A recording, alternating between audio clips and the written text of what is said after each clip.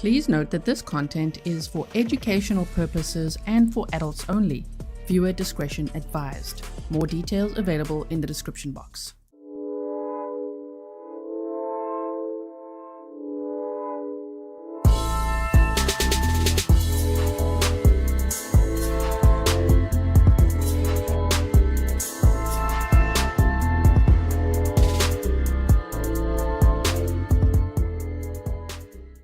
Hello everyone and welcome back to another live stream with me, Grizzly K. Today we're going to be watching day 8 of the Jason Chen trial. Yesterday was very busy. The defense rested, the state had no rebuttal witnesses. Next minute there was a charging conference, jury instructions, epic closing arguments. If you did not see those closing arguments, you have homework to do. You need to check it out. It was so brilliant, especially it was like the state. One of them was the lighthouse, one of them was the tank, you know what I mean? If you know the analogy from Judge Don Ash from the Sean Finnegan trial. Whoa, that was just, it was so impactful. And then the judge said, all right, jury. It was a little confusing. I'm like, are they going to be back in tomorrow or not? Yes, the jury's back, okay? And they have to deliberate today on what Jason Chen's suggested sentence will be. Of course, the final discretion, it's up to the judge. Is it going to be life without the possibility of parole? I think so. Or is it going to be life with the possibility of parole? If so, he's eligible for parole in 51 years, something like that. We'll listen to exactly what they say today, but I've just done a little bit of digging, and that's what it would be. So, welcome to all my moderators. Thank you so much for everything you do. Welcome to all my patrons. If you haven't made it over to Patreon yet, please do check it out. All my members, subscribers, and of course, any family and friends of Jasmine Pace. That's who this case is about. That's the victim in this case, and we want to honor her. Now, I'm wearing this purplish, it's like lavenderish, purple top in honor of Jasmine. I don't know exactly what her favorite colors were, but I do know at her celebration of life, she was only 22 years old when she died, when she was murdered. And she was murdered on November 23rd of 2022 by Jason Chen, who's now been convicted of her murder and abuse of a corpse, right? But at her celebration of life, they actually had purple and pink flowers. So that's why also for the members, I made you some purple and pink hearts, which you can find. Let me just look here. There we go. I'm putting it in chat. If you want to use that, you know, especially throughout the victim impact statements and things that we're going to be watching today. So let me move myself over here and stop talking and let's get to it, okay? Thank you for being patient. It takes patience for me to wait. I also just want to watch the stream as soon as it starts, but this is going to be worth it because there might be a lunch break. The jury has to deliberate, of course, as well, you know, on what their suggested sentence will be. So there's probably going to be a bit of fluff that we'll have to defluff today. All right, so what I'm going to do is go back to the beginning here. We can see the Great Seal of the state of Tennessee. This is a death penalty state, but it's not a death penalty case. The state did not pursue the death penalty in this case. So I think you need some additional aggravating factors to pursue that, perhaps, like Stefan, actually, one of our amazing mods here, said that, for an example, would be if the victim was under the age of 12, something like that. Arizona Gal said, good morning, Grizzly family. Thankful for this community. Hashtag justice for Jasmine. Yes, thank you so much. Now, I'm going to keep quiet in a moment. Please like and share with the hashtag Justice for Jasmine Pace. The family is also using that, so it will be helpful to just categorize everything on social media and for them all to know that we have their backs, okay? So now what we're looking at here is how it started, and then go forward. Judge is almost on screen. Translate first. Hey. We don't want to miss a moment. I've also boosted the sound for you, so I hope that What we're everything going to do is okay. Is go through some pre-sentencing required hearings, and then you're going to be able to translate first. So your part will be coming up very soon, hopefully in the next 15 minutes or so. And Okay. How do you pronounce your last name? Ralph? Okay, Mrs. Brown.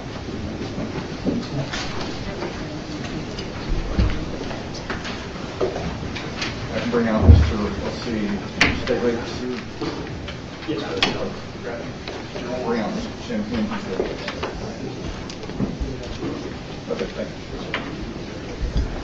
All right, ladies and gentlemen, we're about to do a sentencing hearing if your lawyer, if you're part of a regular docket today, just get with your lawyer and they'll get you a court date or pick it up one of those things. Okay, so it's the sentencing phase of this trial. And so Jason Chen will be sentenced today, according to all the local news and everything. That's the plan. So they've got the jury there. They're going to be presenting the mitigating factors, that's from the defense, and then the aggravating factors, that's from the state. The state would be arguing for life without parole.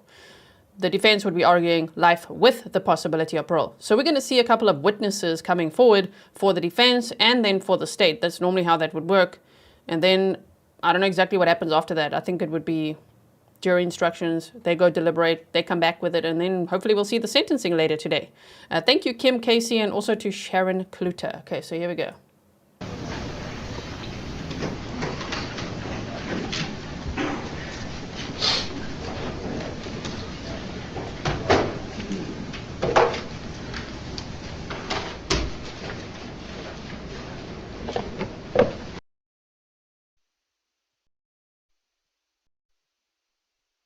Just gonna defluff here a bit. We go forward. So we have sound again.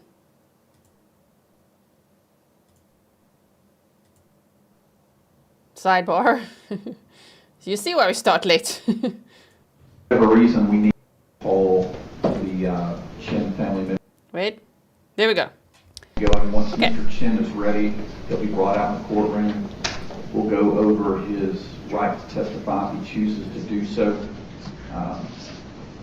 If he doesn't, at that point, we'll bring in the jury.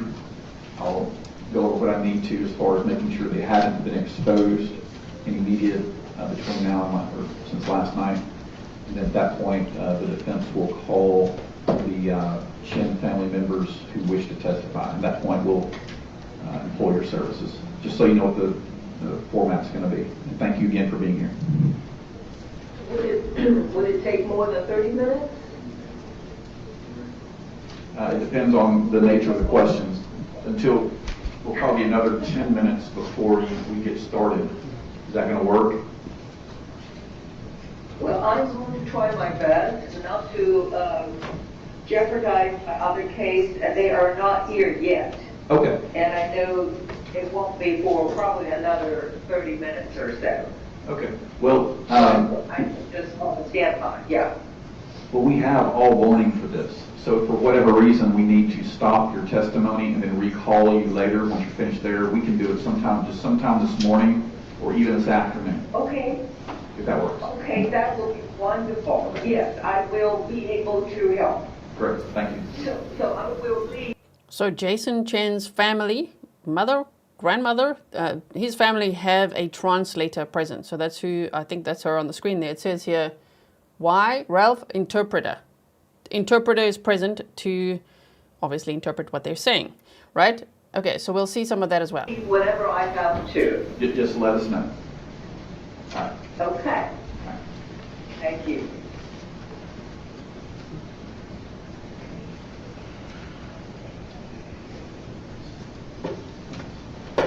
Yes, that's an interpreter.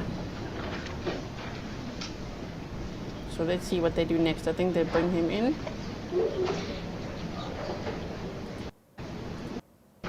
Nope, we got more fluff. Teleporting now. Okay, we're back.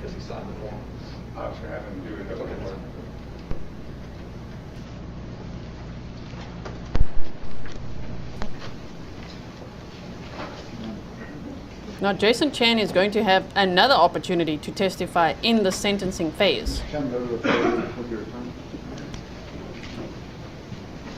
Mr. Chen, we're here for the sentencing hearing of your case. I believe you talked to Mr. Weiss about your constitutional right to testify at the sentencing hearing if you want to, and he's going to ask some questions about that. If you raise your right hand, please. Do you swear affirm to tell the truth, the whole truth, nothing but the truth, so help you God? I do. All right, Jason, yesterday you made a decision not to testify in the guilt phase of the trial. This is the sentencing phase of the trial. You have a right for this jury to hear what you have to say that might be mitigating. You also have a right to not testify. We've gone over the benefits and detriments of doing both. Have you had enough time to talk to me about it? I have.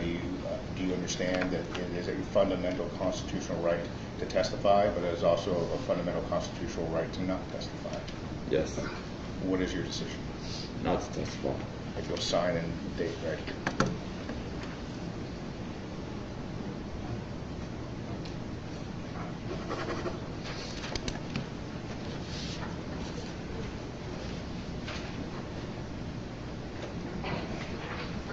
All right, Mr. Chen, as your attorney noted, it is your constitutional right to choose to testify or not testify. That can't be taken away from you. 陈先生，就像您的律师所讲的，您有权。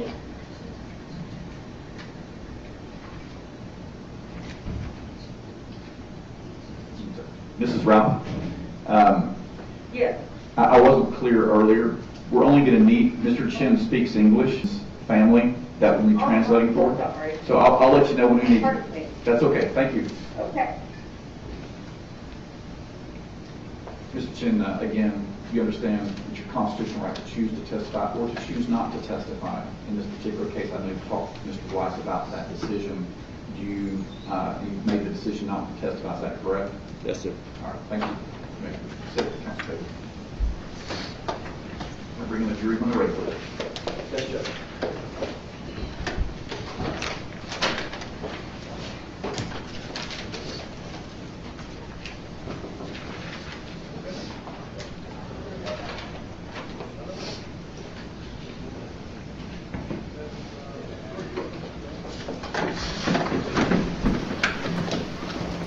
Okay, so the jury's coming back in. Yesterday, I thought the judge said, don't, speak to anyone until, we're done with all of this. So I thought, okay, so they're going to be here for the sentencing phase. That makes sense. But then he said, we'll try to get you back to Nashville tonight. That's what he said yesterday. And I'm like, what? They're going home? But aren't they going to be there tomorrow? So they are here, but that would be, they probably took them home, which is a 2-hour drive, about 134 miles, 2 hours and 5 minutes or so, maybe 2.5 on a bus or something. So it's not too far from home, but they would have then gone home last night, which was not too late for them. Maybe they were in time for dinner. I don't know. They would have gone home, and then they obviously came in today, and after today, everything is done. South Florida gal said there's nothing he could say to justify his actions, such a coward. I know, right? Okay, so he will not be testifying at the sentencing phase either.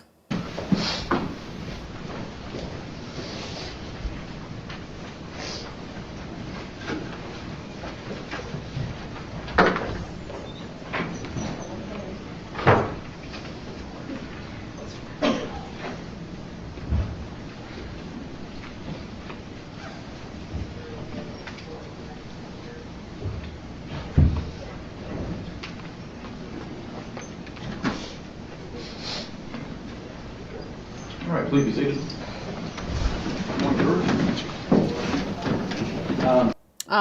NR said that was just the alternates. Okay, that makes sense, actually. Maybe it was just the alternates that were allowed to go home. Okay, so then it was last night for the rest of them. Last night in Chattanooga, Tennessee.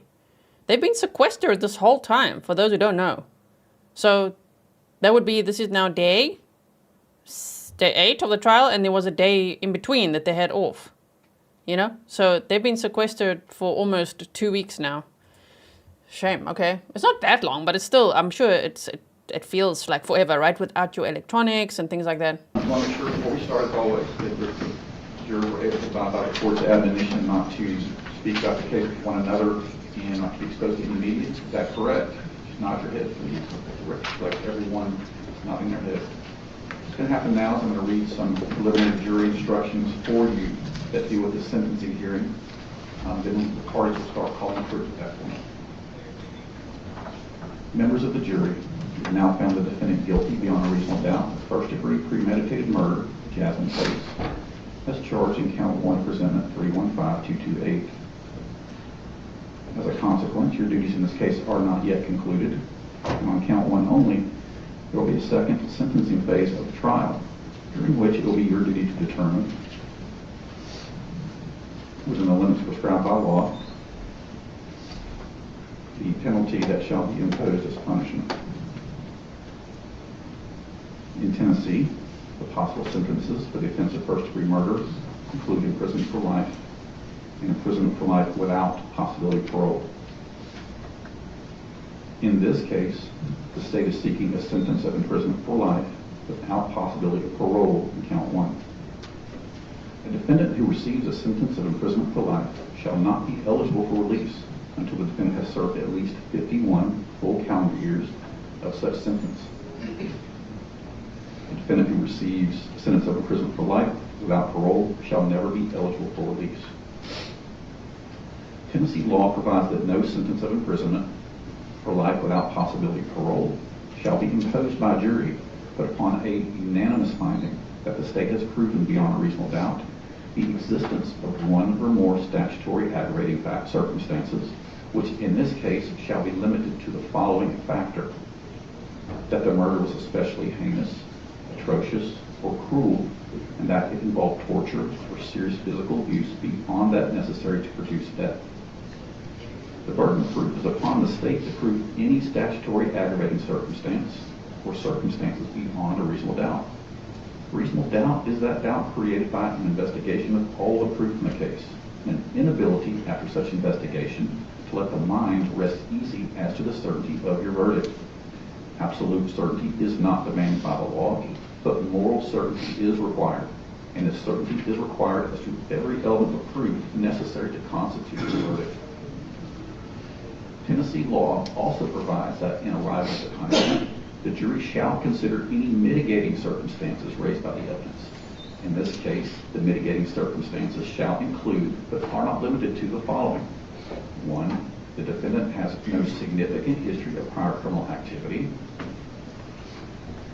2, the youth of the defendant at the time of the crime. And 3, any other mitigating factor which is raised by the evidence produced by either the prosecution or defense at either the guilt or the sentencing hearing. That is, you shall consider any aspect of the defendant's character or record, or any aspect of the circumstances or the offense favorable to the defendant which is supported by the evidence. The defendant does not have the burden of proving a mitigating circumstance. There is no requirement of jury unanimity to any particular mitigating circumstance, or that you agree on the same mitigating circumstance. In deciding the sentence for count 1, you are authorized to weigh and consider any statutory aggravating circumstance that has been proven beyond a reasonable doubt, and any mitigating circumstance that may have been raised by the evidence throughout the entire course of this trial, including the guilt-finding phase, the sentencing phase, or both. The jury is the sole judge of the facts and the law as it applies to the facts in this case. In arriving at your verdict, you are to consider the law in connection with the facts, but the court is the proper source from which you are able to get the law. In other words, you are the judge of the law as well as the facts under the direction of this court. The law also makes you, the jury, the sole and exclusive judges of the credibility of the witnesses and the weight to be given to the evidence. Please be aware that the prohibitions on independent communication and research are removed for now. Until you retire to deliberate, you must not discuss the case, even with your fellow jurors. After you retire to deliberate, you may begin discussing the case with your fellow jurors, but you must not discuss the case with anyone other than your fellow jurors until you have returned a verdict and the case is at an end. At this time, we'll proceed to the sentencing phase. All right. Mrs. Ralph, can you hear us? Okay, so they're beginning with, as they say, the sentencing phase, presenting the mitigating factors, and then the aggravating. I mean, I think that this was especially heinous and cruel. What was the other one? Atrocious. My little chicken scratch. I'm like, what? Especially heinous, atrocious, and cruel. I do think so. Do you also think so? I mean, for so many reasons, of course. Jasmine was tiny, 98 pounds, 5'2". She just lost her grandmother. She was grieving the death of her grandmother that day. It was also that time of the month. She wanted to go there for comfort. She got stabbed 60 times, including many times in her neck, in her face, even through her eye. Okay, it's like unthinkable what happened there. So I will not be surprised if it's life without the possibility of parole, which 89% of you voted. You think his sentence will be life without parole. 11% think he will be sentenced to life with the possibility of parole. So let's see.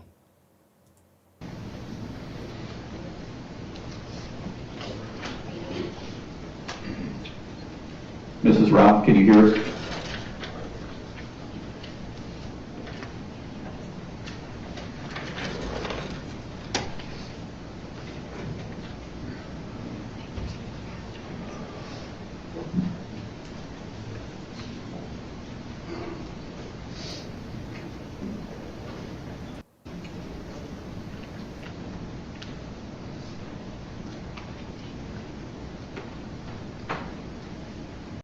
Okay, Ms. Ralph?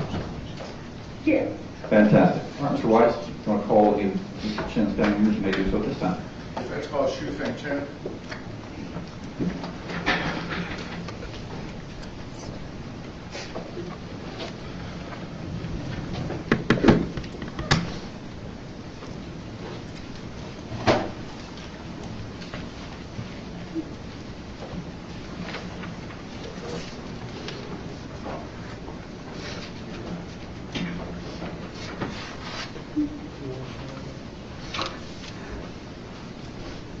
Ralph, could you translate for the bailiff as he swears the witness?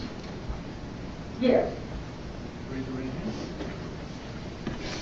You solemnly swear affirmatively the testimony you're about to give is the truth, the whole truth, and nothing but the truth, so help you God. 你神圣的宣誓，你将讲的证言将是实话，是吗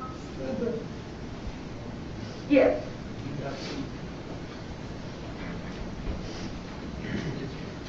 You can give her the microphone to hold, and I'll help you hold it.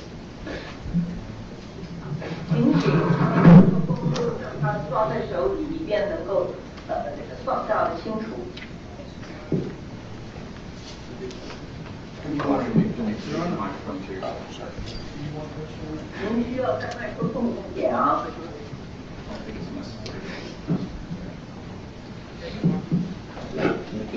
Speak clear so the interpreter can hear you. Good 请 morning. 讲清楚，慢一点，以便口译员能够听您口译，好不好？ Good morning, Miss Chen. 早晨，先生。Can you say, are you related to Jason Chen? 您跟 Jason Chen 有没有亲戚关系？我是他妈妈。I am his mom. I want to talk to you about your son.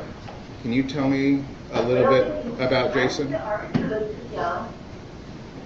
你再讲一次，我听不大清楚。Can you say that again? I didn't hear you very well. Can you tell me about your son? 你能不能告诉我你的儿子？这是我儿子，他是一个很朴实的孩子，他很乖，在家里都很听话。Someone who knows right from wrong. Tell me a little bit about his childhood. What kind of child was Jason growing up? 那么 Jason 长大的时候呢，他的儿童时期是怎么样的？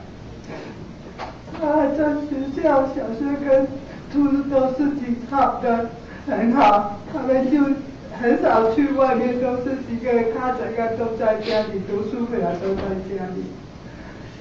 He is a diligent student and got along very well in school with everyone. He spent a great deal amount of time at home doing his studying. What kind of character? I know people can be defined by a moment in their life, but prior to this incident, what kind of character would you say that Jason had or has? 那么我知道，有的时候一个人他的生命有的时候是在一瞬间就会改变的。那么 Jason 在这件事情发生以前，就是他以前，你能不能告诉我他的人格个性是怎么样的？他在家都是很好、很听话的。他读书回来都是在家里，有的时候我做餐馆都很晚回来，有的时候他在家里都帮我干家务事。So he is a very obedient child, diligent in his study, and he will wait at home while we work very late from the restaurant business, and he will help out with housework. Was he a violent person, a violent child? 他是不是一个有力的孩子？什么？你再讲一次，我听不大清楚。Can you say that again? I could hardly understand what you're saying or hear you. What was he a violent child? 他是不是一个有暴力的孩子？他是的，他是一个很好的孩子，他都没有跟 He's a very good child. 他都没有跟别人吵架，这些都是很懂事。我在家都跟他说，妈妈不会英文，你要好好读书。他说我知道，妈妈，你做餐馆很辛苦。He never fights in school, never fights with anyone. He knows right from wrong. And I told him that Mom doesn't know English and cannot help you in many things. He said that I will study hard and I know.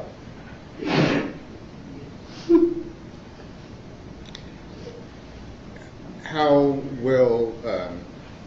will this situation change your family?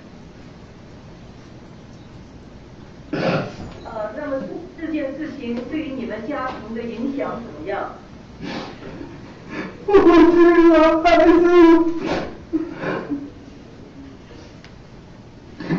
我们想不到他会发生这种事情。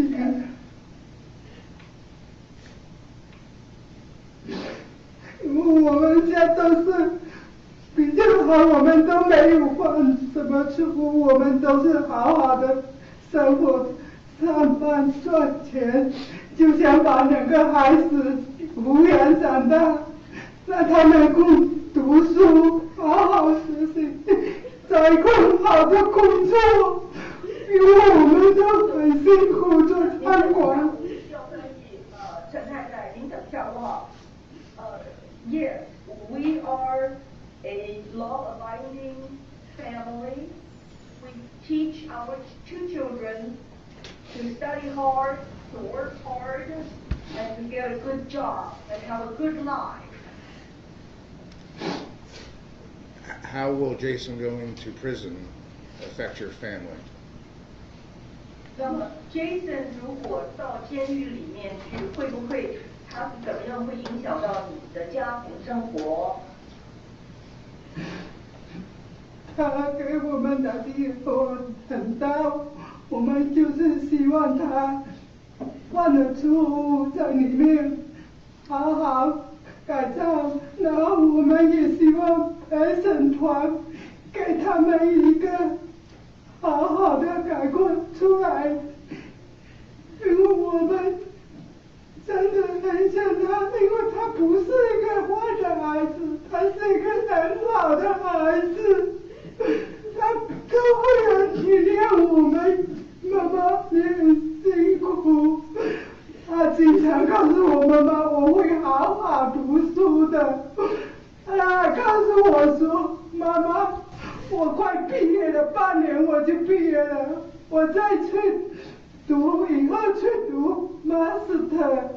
他说我读了赚了钱，你不要去餐馆上班，很辛苦，我会好好赚钱给你，妈妈。他真的是一个很好的孩子。He is actually a very good kid. He told me that within half a year I will graduate, and I am going to study my master's, and I will be making lots of money, and you no longer need to be working so hard in the restaurant. I hope that you will give him a chance his life, and I wish the jury will give him a chance to given another chance in his life, so that he can do what's right. Is there anything that you want the family of Jasmine Pace to know? We're sitting here 那么 today. 那么今天呢 ，Jasmine Pace 他的家庭，你要跟他们怎么讲呢？我就恳求陪审团跟法官大人给我们还是一个开阔的机会，然后他有希望希望回家的盼头，就是希望他有一天可以出来回家。他不是一个坏，他是一个很好的孩子。He is a very good child. He is not a bad person. I pray that lead to the judge and the jury to give him a chance so that he can go home and restart his life. Oh dear. I was hoping that would be. They said, what do you want to say to Jasmine's family? And the answer was, he's not a bad person. Please give him another chance. Oh dear. That's not going to go down well. But, okay, a lot of people are asking, you know, where's the family? We know that they lived in Nolensville, Tennessee. That's where they live, because that's where Jason fled to, right, after the murder. And he was hanging out at his parents' house. So, as the story goes, Jason was born in the USA. So I would assume his parents were already there in Nolensville, setting up their restaurant business. Then he went back to China he was raised by his grandparents until he was 4 years old. And then he came back to live with his parents, which I only assume, I'm speculating that 4-year time in China and then coming back would be for them to like get on their feet and everything in Nolensville, Tennessee, right? And so he grew up in Tennessee. And then eventually he went to the University of Tennessee and he was studying IT and he was just about to finish with his degree when he committed this murder, which is just absolutely unthinkable, right? Yeah, that's true as well. Tabitha said there's also the language barrier. The question may not have translated correctly. True. Okay, so let's continue to listen. Thank you so much all for being here. Is there anything that you want to say to Jasmine Pace's family? There we go. 那么你跟 Jasmine Pace 他的家人，你要跟他们讲什么呢？我就是想跟他们父母讲，我孩子犯错了，他已经也受到了惩罚，希望他的父母给他一个在里面改造一个。重新做人，有个机会出来改造后出来，有个希望，有一天也能见到我们父母。我们父母来到美国，只是不会，因为真的很辛苦，培养一个孩子，我们真的很辛苦。希望他们家人给我们一个，给他还是一个。给我还是一个改造的机会，有一天出来。Her family will give him, my son, a chance to be out one day and a chance to restart his life. Because it is very, very difficult in a country that we have to, without knowing English, we have to raise children in very difficult circumstances, and he is a good person, he's not a bad person. We wish that her family would allow him a chance to relive his life and improve his situation. Can you explain to the jury why Jason should have the ability to have parole 51 years from now? 能不能跟陪审团解释为什么你认为 Jason 在51%就是服刑之后呢，求，为什么他应该有机会被做出缓刑？因为他平常都是一个很好、很懂事的孩子，他的犯错也是一时的犯错，然后他就是改造了，他好好会在里面好好。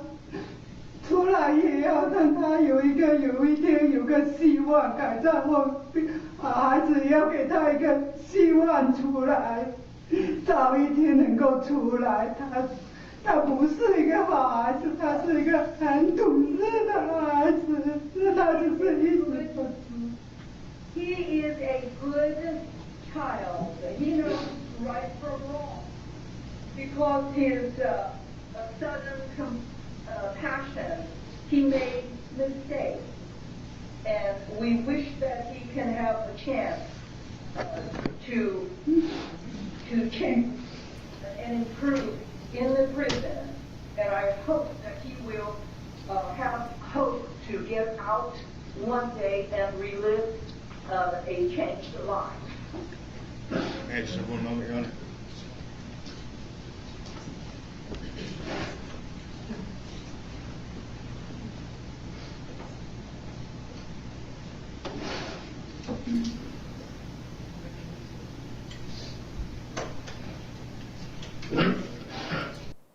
Any emotion yet? But look at him now. Emily Weiss said, this is terrible and not going to be received well by Jasmine's family. I mean, I always want to give people the benefit of the doubt. Maybe there was a language barrier, but then they asked her a second time. What do you want to say to Jasmine's family? A second time, she's like, please, just give him a chance. He's a very good boy, okay? He knows right from wrong. No, no, no. You must say sorry. You must say sorry for what he did. Then at least say something to Jasmine's family. I mean, he's still alive. You know what I mean? Here he sits. And he did the worst thing ever. He's not a good boy who knows right from wrong. And if he does, okay, he did very, very wrong. He's going to pay the price. You know, so let's see how he reacts.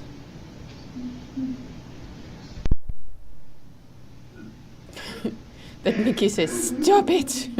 Is that the voice you're looking for? Stop it. Oh, he's got some emotion now. Okay.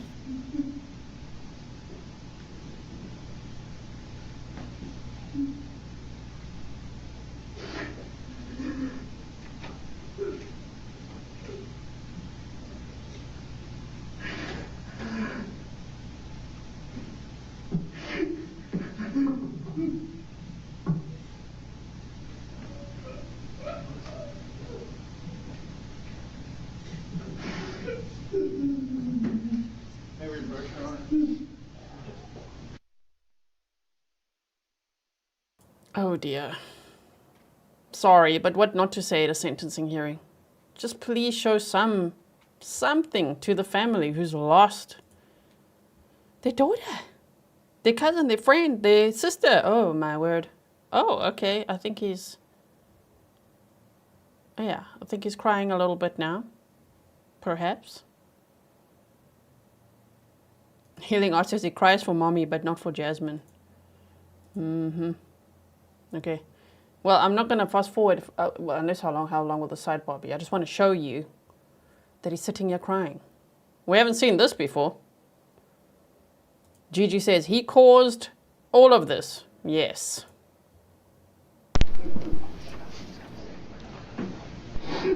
Oh wait, counsel first, please. Okay. We'll go forward a bit.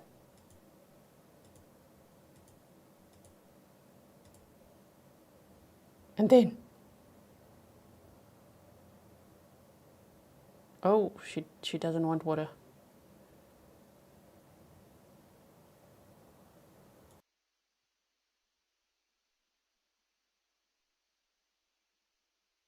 There's no sound right now. We'll finish this out. You solemnly swear or affirm that you have interpreted accurately, completely, and impartially, using your best skill and judgment in accordance with the standards prescribed by law, the rules of ethics, and spoken foreign language interpretation in Tennessee, that you have followed all official guidelines established by the court for legal interpreting or translating. You have discharged all of the solemn duties and obligations of legal interpretation and translation in this case, as you when you translated earlier for Mrs. Chen. Is that correct? I do. Okay, and you have done that, correct? Yes, I have done that.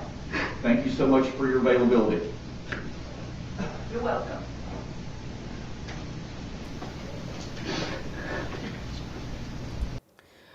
Caroline's Mercantile says, I wonder if Mom even knows about the most gruesome parts of the case. Well, apparently, the media is reporting that both families were in the courtroom every day. So if Jason Chen's mother was in the courtroom every day, she saw all those photos, you know? She saw all those graphic photos and everything of what happened to Jasmine. Oh my. Then I'm shut down. Try to read this project. I'm shut down.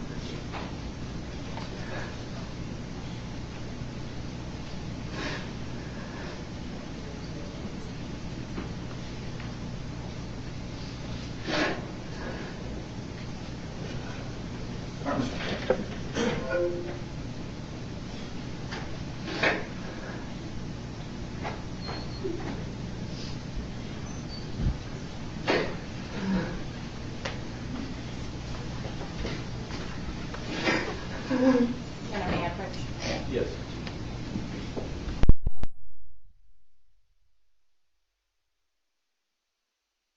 Okay. Voice, the person on the phone needs to hear her voice. Right. And the jury needs to hear the translation come through the phone. Right. Oh. Do you want to share this interpreter? Well, I don't know if it's a licensed interpreter or not.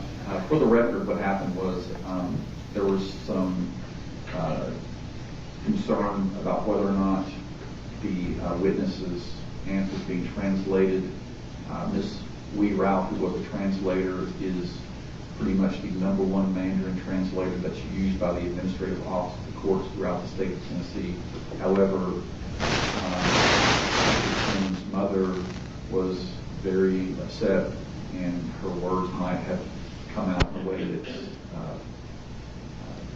that did not perhaps communicate what she wanted to, or at least what the defense wanted to. So what we're doing is a workaround where a person is on the phone, that the defense is comfortable translating Mrs. Chen's words to the jury. So Ms. Morrison's holding a phone with the translator that the defense feels comfortable with, and hopefully the jury and the record, the jury will understand what's being said and the record will reflect that. All right, you may proceed. Ms. Chen, what do you want the victim's family to know? Mr. Weiss, you can stand next to Ms. Morrison. That way you're speaking directly into the phone. Are they using Google Translate? Maybe. Round 3. What do you want the victim's family to know? Okay. Your Honor, can we at least know the relationship between the translator and the family, who this is, or does it matter? I don't know if it matters or not. The court's done its duty to provide a certified interpreter. I want Mr. Chen to be able to have the defense he wants for the translation that he wants. I believe it's an aunt. An aunt. All right, Mr. Chen. Okay. Your Honor, and apparently there's a specific dialect that Ms. Chen speaks, that this interpreter can also speak. Okay. Ms. Weiss, you can speak clearly into the phone. Make sure the phone is held to the microphone so the jurors can hear the English responses. Is your name Jenny Chen? Yes. All right. Ms. Chen, are you related to Shufeng? Yes. Can the jurors hear that okay? Raise your hand if it gets. Can you hear? No. You're good. Okay, so it's another family member. It's not Google Translate. To clarify. Jenny Chen, can you please ask Shufeng Chen what, if anything, she wants the victim's family to know? OK。我研究是对我的大众啊，你想方便啊？我说，你想方便啊？我拿这个又叫黑色花花到开始用水，我叫烟头地啦，你用水，佢嘅介绍我啦，烟头地啦啊，水时间可以烟头地啦。Okay. Jason's mom. Jason's mom say, she know, he make a big mistake. He recognized that. His mother think he's still young. He hope Julia can get more chance. If not, with the parole. Itana chane siu chatina am kada kachuri ara no tume achane siu amurigai yuki esa no kwa kai pina genu kai siu na chane siu genu na oi ki o moi genu na chane siu na ko. He said he's still young, and his mom wants you guys can give him a chance, keep him alive with a parole because he's only 24 years old. Thank you, Ms. Chen. No further questions. The defense tried. They're like, one more time. Let's try a third round. What do you want to say to the victim's family? She's like, yeah, he made a mistake. He's a very good boy. Just let him out on parole. Thank you very much. Bijou Buck says, okay, stop asking the question. She answered how she wanted. Yeah. 3 rounds of that. Oh, dear. Does the state have any questions? No, yeah.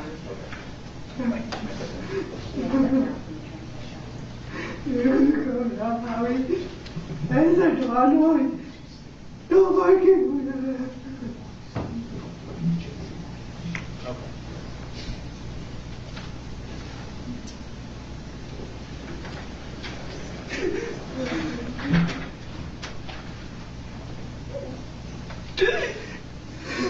appreciate the parties working around the interpreter's availability for this. At this point, we can start with the state's. Is that all for the defense? We can revert back to, I think Oh, typically okay. the state would go first. Oh, sure. We're going to take that forward. Sure, Judge. Your Honor, there are 2 individuals close with Jasmine that would like to make a statement today. The first that will be called to the witness stand is Gabrielle Pace.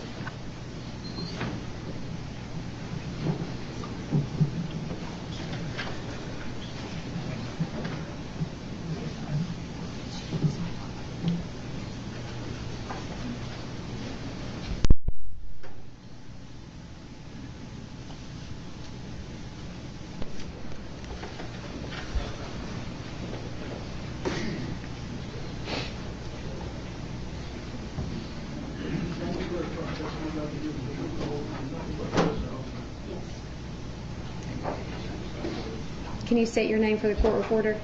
Gabrielle Pace. And you go by Gabby? Yes. Gabby, how are you related to Jasmine? I'm her older sister.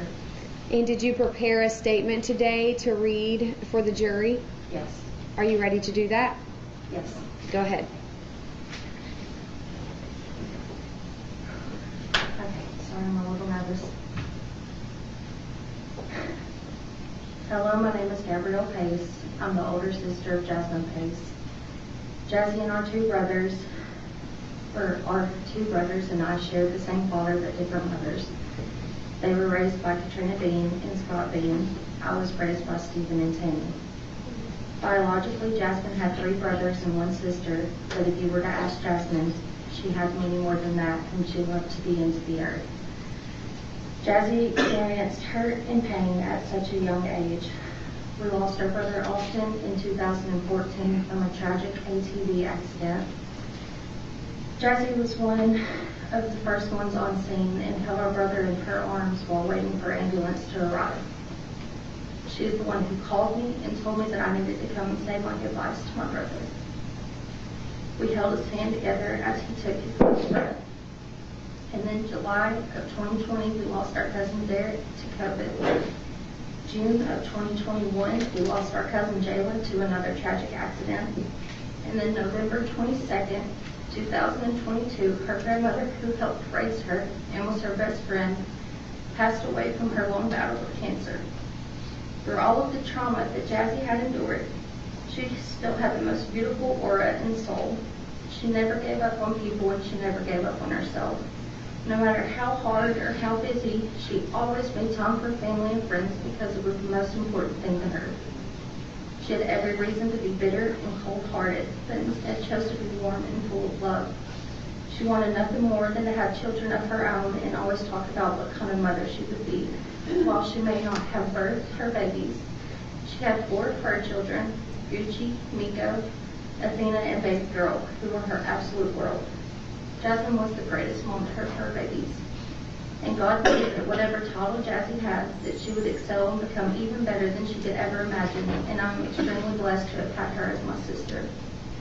Jasmine was so much more than just a daughter, an aunt, a sister, a niece, a granddaughter, a godmother, and a cousin. She was a best friend, a listening ear, a shoulder to cry on, a jokester, and so much more. This girl had a panda tattoo for the simple fact that it makes her smile, and a bunch of us got a panda tattoo. She had probably one of the worst candy addictions I've ever seen, who thinks to dedicate not 1 but 2 dresser drawers to only candy. My youngest daughter could always count on her Jaw to have the best candy ever. Jasmine touched the lives of everyone from here all the way to Canada. If her life goal was to touch as many hearts as she could, then she succeeded. This is the life that was forcibly taken from us. I'll never forget standing at my sister's casket and seeing how much wax they had to put on her face and how much mascara was smudged all underneath her eyes and how her hair was stiff from the wax. I held my sister's hand one last time, not even knowing that it was the hand that he stabbed through. I fixed her hair and her necklace, again not knowing that she had wounds there. I'll never forget the overbearing heartache I felt when I found out what he had done to my sister. The overwhelming anger and disgust. I felt that someone could do this and not have any remorse for what they had done. How I had to comfort her best friends as they said goodbye to one of the most important people in their entire world. We weren't able to have an open casket because her body was so far decomposed, and Jasmine would never want to be remembered that way. So many family members weren't able to say their goodbyes that day, and it will forever haunt us. I will never understand why, but it's not fair. The hole that is left in our hearts will never be filled or repaired. For 2 years, we have relived this moment over and over on how her last minutes of life, she was terrified and alone. The thought of, was there something more I could have done, constantly runs through my head. I love my sister dearly, and I demand that she gets justice that she is deserved. Thank you. Thank you, Ms. Pace. Any questions? Shame. Oh my word. So, okay, that's why you guys are all saying you were naughty. You listened, hey? Before, I think, because you're all saying she loved pandas. Oh, she had a panda tattoo. Shame. So thank you for sharing pandas and pink hearts and purple hearts. And I can see the family's wearing purple as well. So that makes sense. She had pink and purple flowers at her celebration of life. Oh man, that is so sad. Rian the Diva said, hola, happy new year, and to you, happy Grizzlyversary. Thank you all for being here. Let's see who the state brings up next. Of course, the defense, they presented their mitigating factors by having Jason Chen's mother on the stand with an interpreter. So we saw that. And now it's the state's turn to have their aggravating factors, really, which would be the victim impact statements that we are watching now. So we just saw Gabby Pace, Gabrielle Pace, Jasmine's sister on the stand. We're sorry for your loss. Your Honor, the state would next call Jaclyn White to represent the family.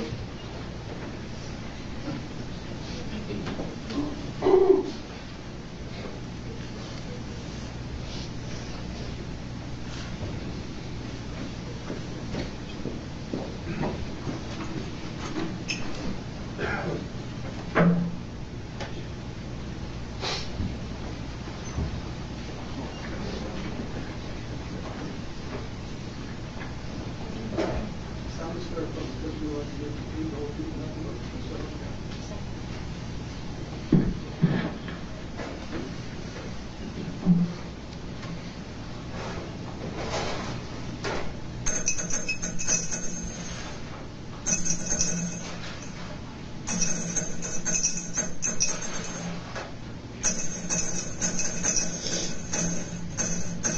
one stone to represent each stab.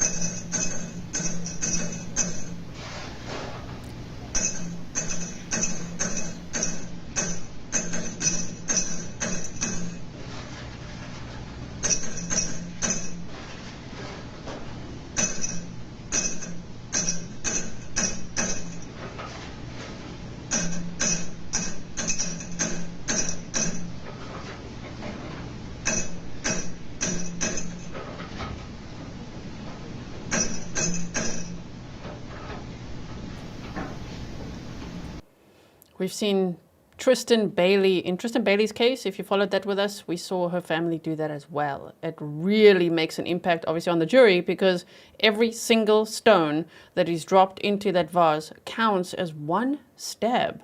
60 is a lot. Stefan says 60 is a lot. That's a lot. So it's a very visual and impactful demonstration of just how many injuries that is. All right, Ms. White, are you ready? Yes. Will you state your name for the record? Jaclyn White. Can you describe for the jury your relationship with Jasmine Pace? She was my little cousin. Okay, are you ready to read your statement? I will try. All right, thank you. 60 stones are in this jar, one to represent every stab wound found on my beautiful, innocent 22-year-old cousin. For 2 years and 2 months, I have thought at this very moment, the moment I would have the chance to confront the subhuman villain sitting among us. His mere presence defiles this very court, and I am so sorry for everyone here that has had the unfortunate fate of having to cross paths with him.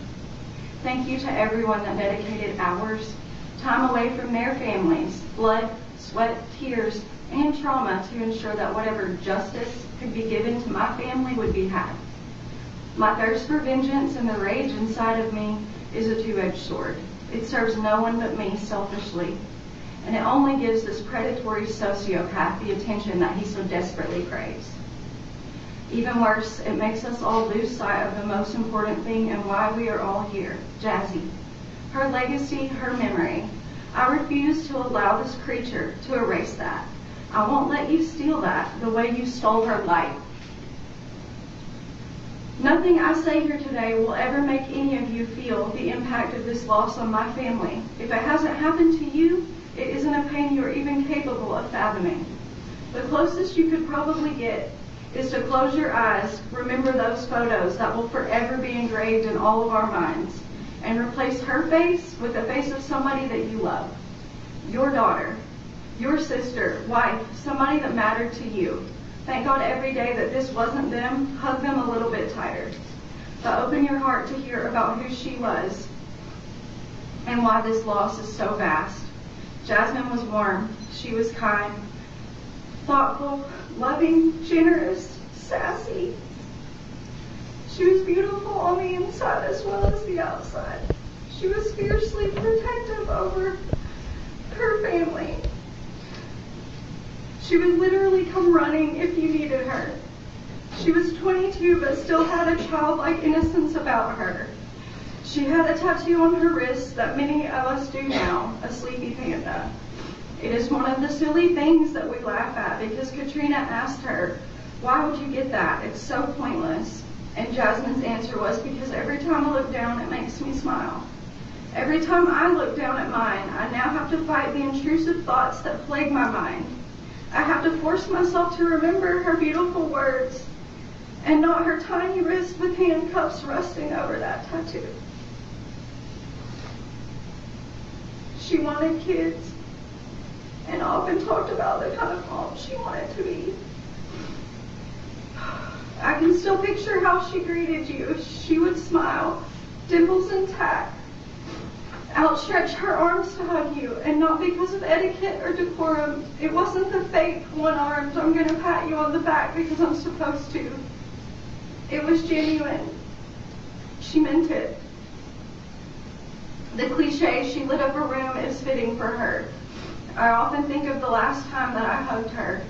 She was crying, she was hurting, and she still thought of everyone around her and their well-being. What a lot of you don't know is hours before Jasmine was murdered, we were all together saying goodbye to our beloved granny. It was not expected. She woke up not feeling well that day. She went to the emergency room and was dead by that evening. We used to have a joke about who Granny's favorite was. Jazzy always had the trump card because Granny named her restaurant after her. To say we were all close is an understatement. She was the glue that held us all together. It was a devastating loss. I remember getting the call that afternoon to come say my goodbyes. I was at work, which that day had me deep in Tryon, Georgia. I remember my route to the hospital was around an hour. I prayed that entire drive. I knew everyone I loved would be in immense pain, but I had no idea that that was the tip of the iceberg for my family. Our loss and our grief. I arrived last. Everyone was surrounding her bed. We stayed for hours waiting on the inevitable. She was no longer coherent, so we made small talk and tried to make each other laugh. I remember Jasmine commenting on my cup. I had a Starbucks cup with a flower topper. I told her I really wanted the mushroom one, but they were sold out. It was only after she went missing that my mother told me that that day at the hospital, she went online and ordered me that cup. I remember them moving her room. I left to get food with my brother. When we arrived back, I saw Jasmine crying outside alone. We went to comfort her. She dried it up immediately and brought up Thanksgiving. Remarkably, even through her own pain, she was so focused on everyone else, doing something kind like ordering a cup for me, or taking burdens off of our mothers during a painful time. Jazzy pointed out that our moms would not want to get together or cook for Thanksgiving. She said we have to make them. She offered to bring whatever we needed and suggested we handle the details. She insisted that we keep that tradition because it's what Granny would have wanted. We made plans and God laughs though, because Jasmine would never be at another Thanksgiving. I texted her at 8:49 the morning after we lost Granny. I asked her if she was okay. He responded, I just need some time alone after everything that happened. I have so many questions that torture my mind. One of them is, what were you doing for the hour and 12 minutes before you pretended to be the girl you murdered and responded to her family concern for her? It goes quiet after you changed her passwords, her bank, her socials. Were you cleaning? Were you sleeping? Where was her body for all that time? The suitcase? The floor next to your bed? The emotional exchange that neighbor claimed to have heard prior to you chasing her and her sending her mother an SOS pin? Was that her begging for her life? What were her last words? How are you such a coward that you have to bind a 98-pound innocent female, giving her no chance of even fighting back? That question, interestingly enough, brings me some comfort, knowing how weak, impotent, and scared you are. I know your new counterparts in prison will get a sick enjoyment out of being able to overpower you the same way that you did to her. The same way that you relished in her fear, torturing her, her pain, someone will have those feelings at your expense. I find peace knowing that you will never again in your life have warm, loving human contact, though you will have plenty of physical contact, I'm sure of that. If I were cold, I would be sure to tell you that while you were trying your best to look down and not get excited by the photos of my dead cousin, your mother was hyperventilating alone in a corner outside. If I were spiteful, I would remind you that your last victim, Jason, is your own family. You didn't just take Jasmine, you took your family's hopes, dreams, privacy. You took their son. You replaced it with shame. You cost them thousands and thousands of dollars that could have been spent on their other children, the ones that aren't rotten to the core. I pray for your mother. If my son were capable of doing what you have, I would constantly look for the signs I missed and the ways that I failed, although this is not her fault. But I am not here to talk about you. I am supposed to speak on how your wicked, demonic choices affected us.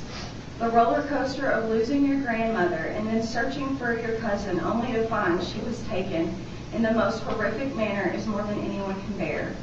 We have had to wait years for justice because you are such a coward that you refuse to take responsibility. It just solidifies what you are, not that any of us had a single doubt. Being forced to sit in a room with a sadistic animal that murdered someone dear to you is something I would only wish on my worst enemy, you. I look at my family, my circle, my people. I don't recognize any of us. It is a harrowing place to be when someone you love and have admired your entire life is screaming, why would God do this? What did she ever do to deserve the life she had, or to be murdered by someone she trusted? The silence that filled that room because none of us had anything to offer haunted me. For weeks I had to find something to say for comfort, even if my heart didn't yet believe it.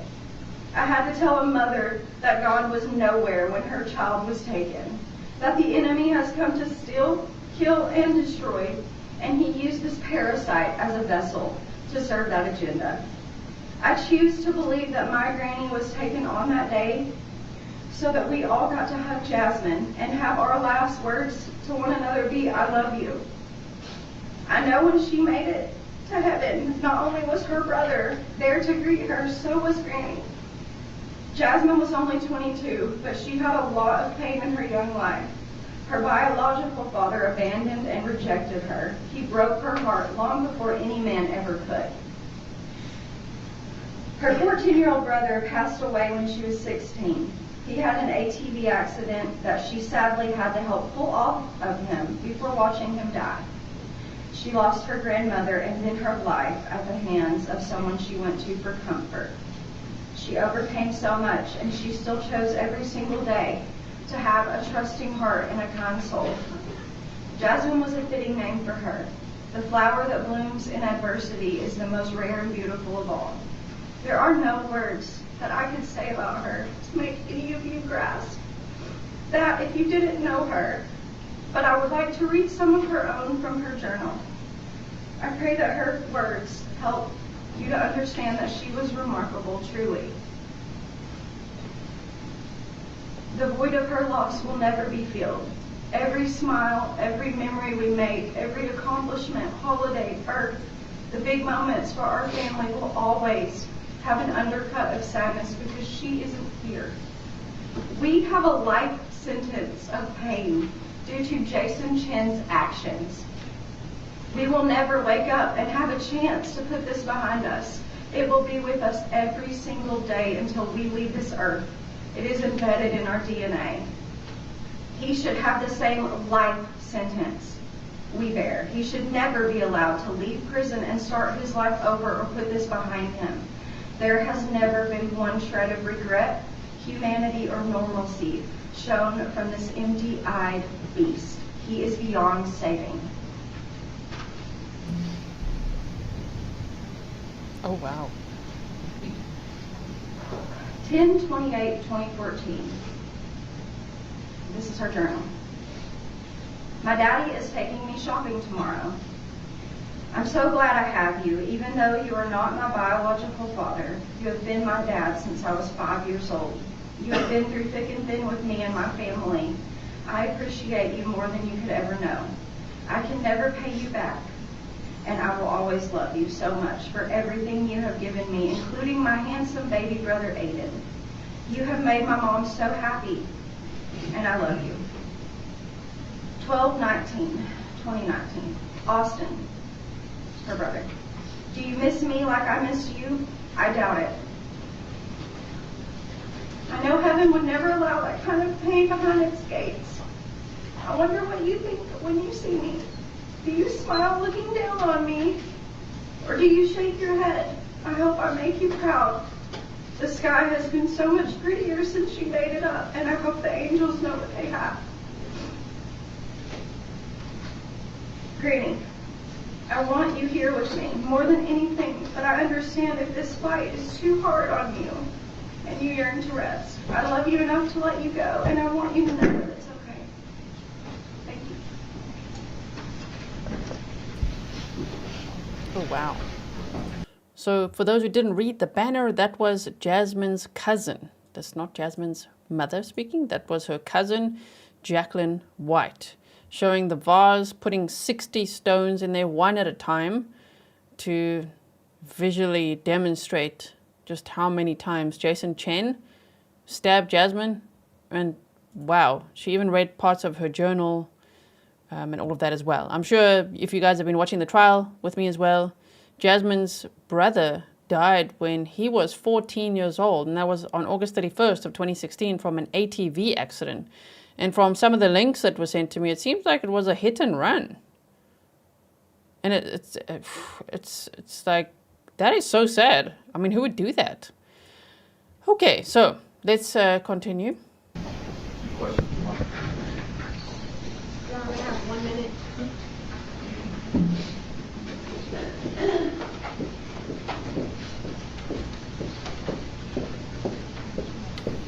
I do like how she snarks at him. She looks right at him.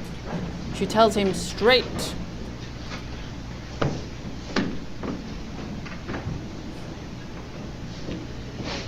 Your Honor, I believe that the last family member that would like to make a statement is Travis Pace. Okay. Travis Pace, Papa Bear. I think you guys saw the message that we read yesterday, right? I'll show it to you again quickly. Hold on 1 second. It was so nice. On Facebook. So he has a video on his Facebook page. You can go find it there. Somebody earlier in chat said that you wish you'd seen it. You can just go to Facebook. I don't think you need Facebook to see it, do you? I don't know. But he's got a video there where he was expressing gratitude for all the love and support while they've been going through this trial. So I made a comment there and said, myself and all the Grizzlies have your back in this very difficult time, sending lots of love. My channel is called Grizzly True Crime. My audience are the Grizzlies. So he replied, my sister just showed me the Grizzly video and audiences. Thank the entire community from me directly. I just thought that was so sweet. Oh my word. And then I said, oh wow, I absolutely will. They said, you are a Papa Bear, an honorary Grizzly, and we all support you fully. On behalf of myself, my family, and my entire community, we are so very sorry for your loss, sir. We stand with you to seek full justice for your beautiful daughter, Jasmine. So he said that, and then there was just one more. Hold on. I must go look if there's more. There was this as well, where Chrissy Norman Lawrence said, I was just watching his testimony, incredible parents. And Debbie Oberturf Pace said, Gisela, thank you so much. Jazzy's nanny. So I said, sending so much love. Shame. So, okay, let's see. Travis Pace, take the stand. Papa Bear, right? Even though Jasmine's cousin didn't sound too happy with him right there on the stand. Oh dear. Let's hear what he's got to say.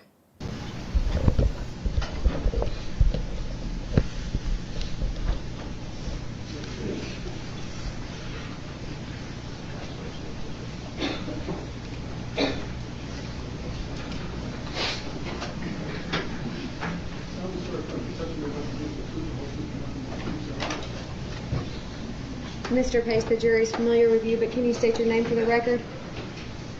Travis Pace. And you are Jasmine's biological father, is that correct? That's correct. Did you prepare a statement for the jury today? I did. Are you ready to read that? Okay.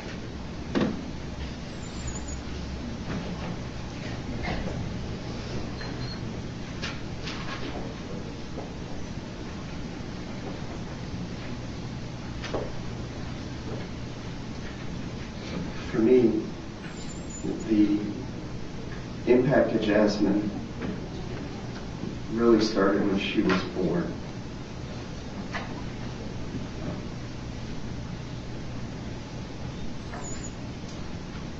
It's a funny story. The doctor that we had at the time and the ultrasounds that we had at the time, he said, I don't do this very often, but I would bet the farm it's a boy. And we began thinking about what boy names we were going to give eventually Jasmine. And we're working at a restaurant, an Italian restaurant, and we're going through who we think she's going to become. How she got the name Jasmine Nicole Pace. Most likely with her parents. She was probably going to turn out dark-skinned, long dark hair, and gorgeous. She was. So we thought Aladdin's Princess Jasmine would kind of be who she looked like when she would be born. She kind of did. But we thought about if she becomes powerful and professional and strong, maybe Jasmine's not good for a corporate boardroom meeting or an attorney's office or something. She needs an alternate name that might actually represent, if she chose to be called by Nicole. Wow. Maybe it sits well in a boardroom or something. And so we were thinking about how beautiful she would be, but how powerful she would be. When she was born, she walked early. She crawled early. She spoke early. Before she was 1 year old, she was already reading and writing and speaking in English, Spanish, and German. We created a saying as Shella's father. I could imagine how gorgeous she was going to turn out and how her looks could probably get her certain advantages. And we made up this slogan, what makes us the most beautiful?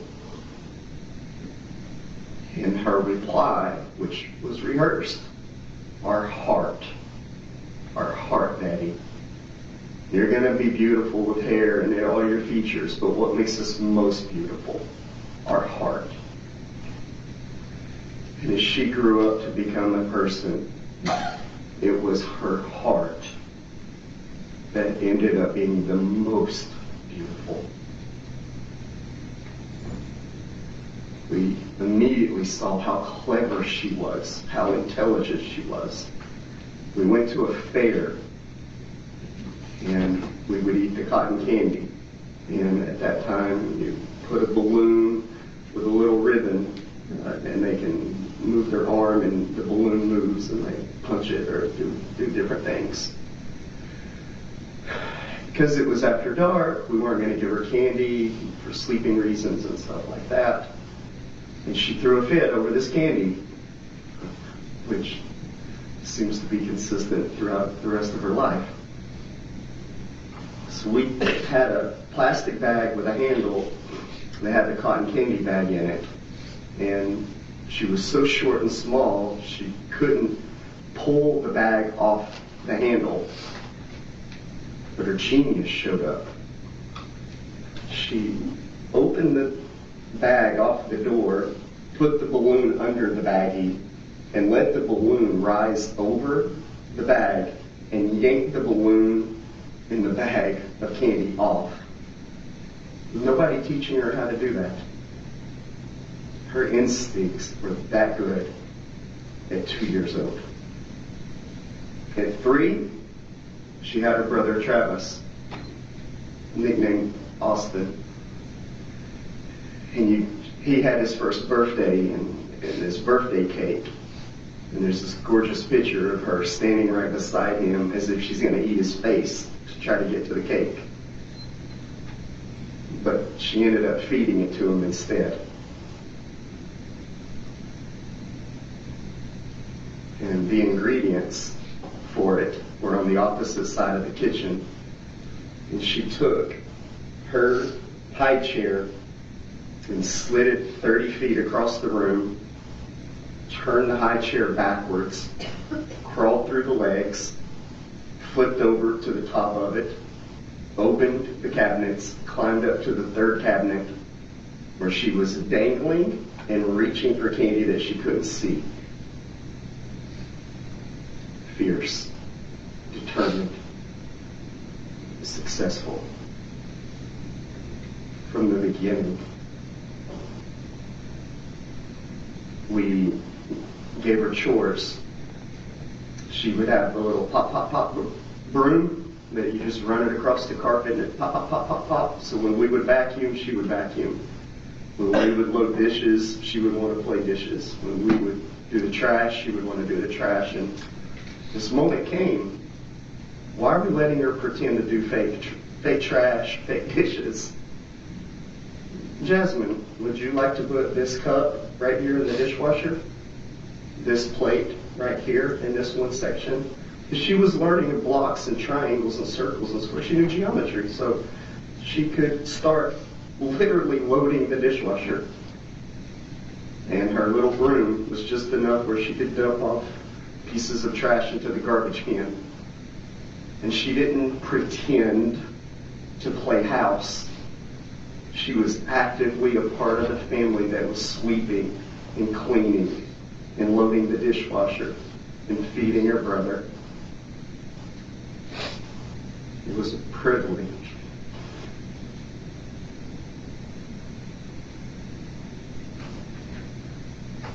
To watch her grow up,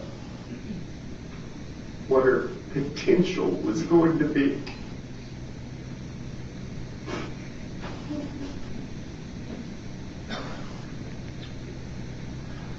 It's been said I was military and deployed a lot.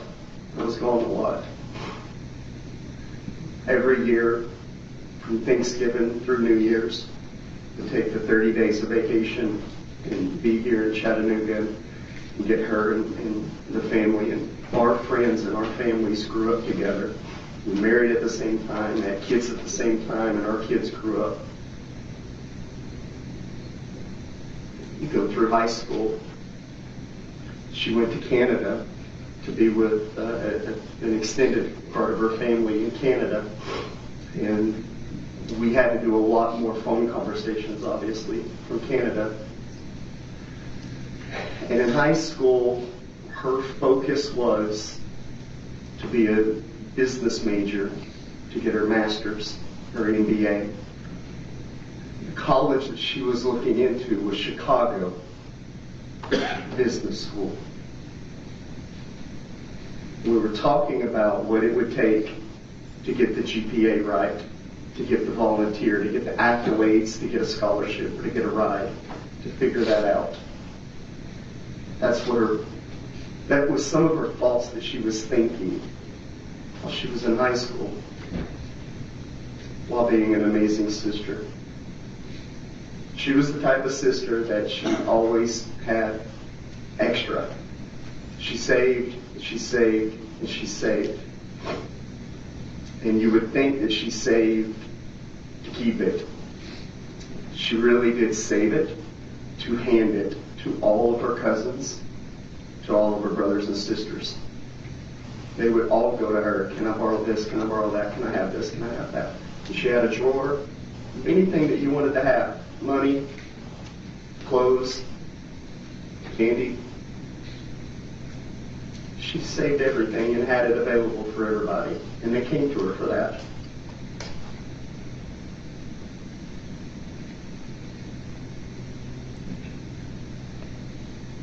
She would have been 16 years old.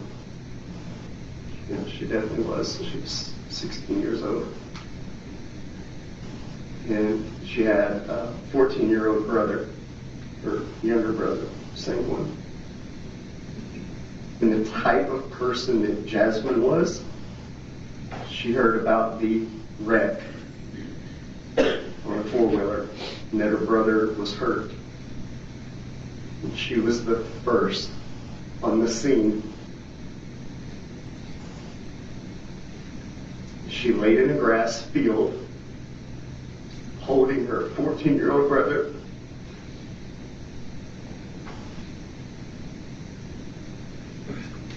And stayed with him through all the surgeries. She didn't make it. But she was the one in the room holding the hand. The amount of courage and bravery that it takes to lay in the field with your brother remarkable.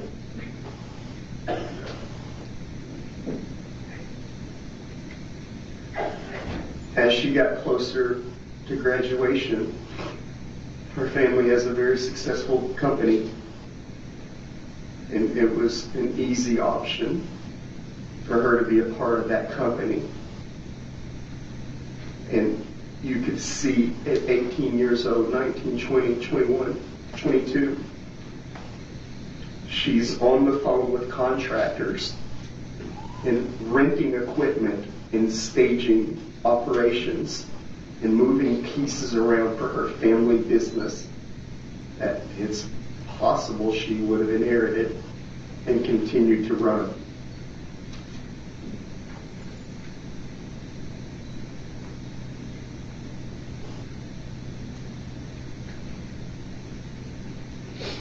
It's been said that it's so vital how much she talked about and thought about what mother she would be, and the children and the grandchildren. And it's not like Jasmine was the only person we lost. We lost our children. We lost our grandchildren.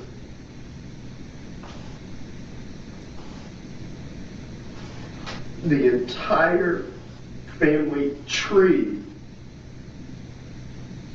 has been cut down.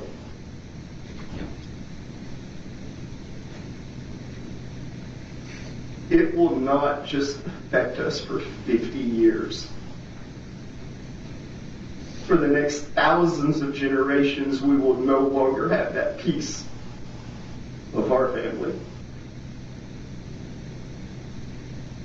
We will no longer see a successful businesswoman run her company, her family's company. We will no longer see the glue of a sister and a cousin be the provider for everybody around her.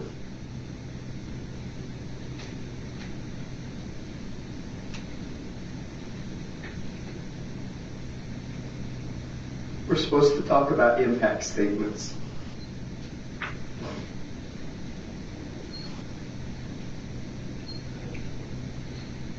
As a father, or even as any parent or loved one, we kind of think about what could you imagine is the worst case scenario ever. Maybe one of those would be a 5-foot girl that weighs less than 100 pounds would literally have one hand taken out of the fight.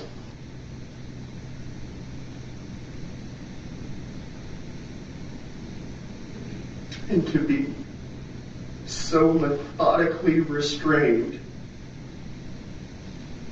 that her weak side and her weak hand would be used.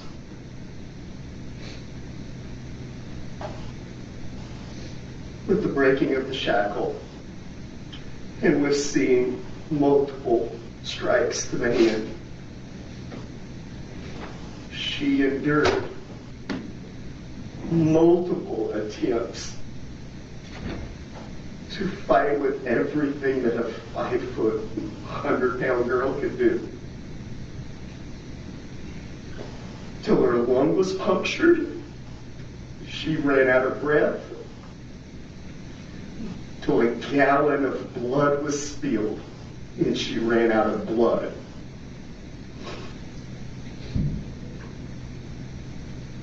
She is the epitome of fighting with everything within you.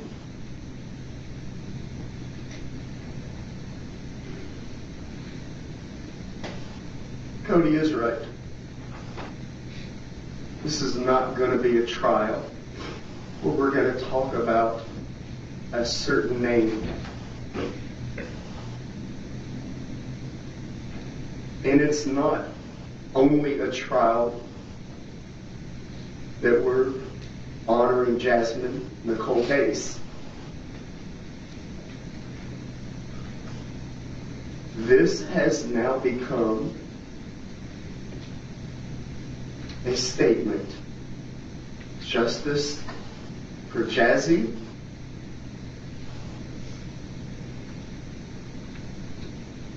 still lives on.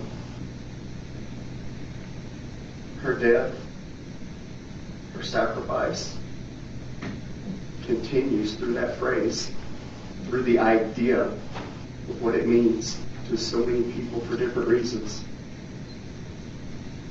And why her candle, her light was definitely taken. It didn't end there, and it has now spread through the hearts and minds of so many people that are affected by what happened to her.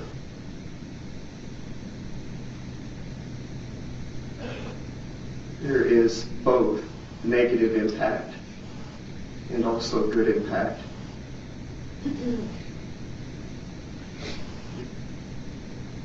I don't know what it's going to be like for other people to move forward.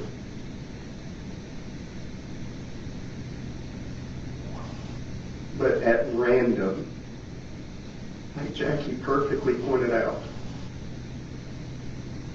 at random, we try to relive what those 3 to 5 minutes must have been like. Where were they standing? What actually got said? What was the first clue?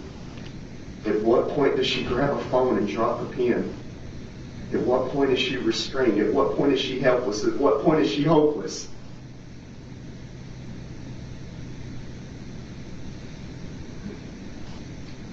It could be at work. Absolutely. Have nothing to do with this moment. And then in the midst of work, that's your very next thought. We sit at a family function, and her dimples, and her smile, and her laugh, which was contagious, is absence in the room. And it's a vacuum. You really know the absence is gone.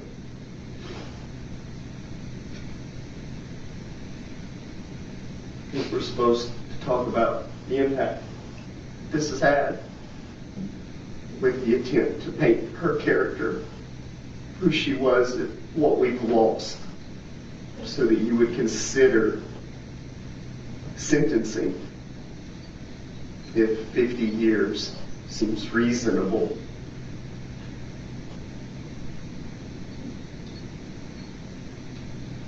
To take her future family, kids, grandkids, great-grandkids, to take her away from the family business, to take her away from the brothers and the sisters and the aunts and the uncles and the cousins.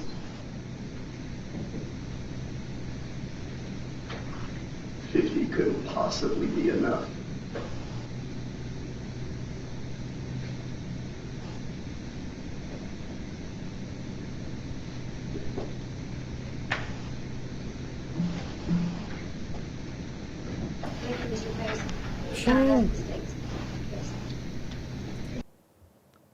Anita says, what an amazing and powerful Papa Bear. Yes. Thank you to Grizzly Cat. I remember seeing this a while ago. Here's a picture of Jasmine's family and friends that got panda tattoos, which I think would be like the tattoo she had, because she loved pandas. That's what her sister Gabby said when she took the stand. So that's so beautiful. Look at them all go. Oh, my word. Okay, so it seems like the state, let's see if they're going to have any more witnesses.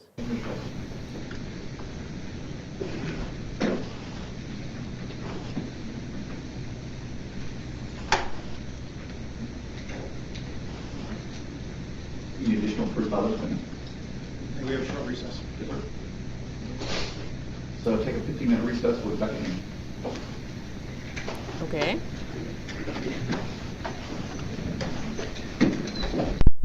There was a short recess and then we teleport. Okay. And in real time right now, the jury is busy deliberating on the sentence that they will suggest that the judge gives to Jason Chen. So we're a little bit behind, but that's good because there's nothing else going on. So we'll see now what happens when they come back from this little recess. Becca, thank you so much.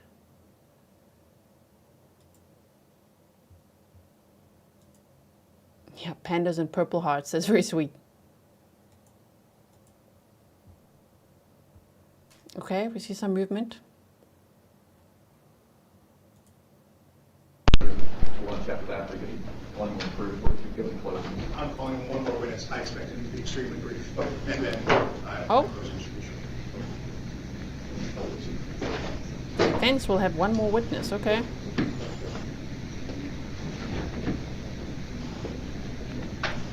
"24-year-old Jason Chen," there he is, facing a maximum of life without the possibility for parole.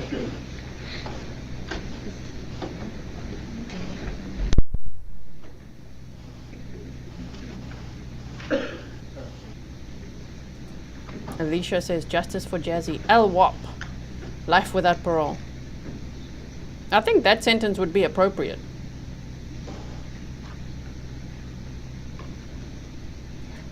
Teresa says, "Love the family tattoos."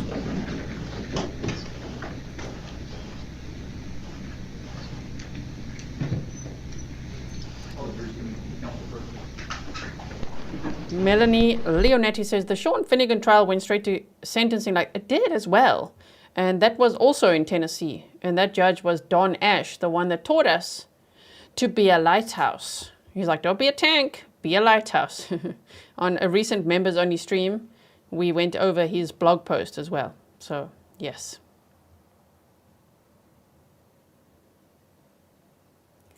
ASPR 89% voted earlier in the poll that they think Jason Chen will get life without parole.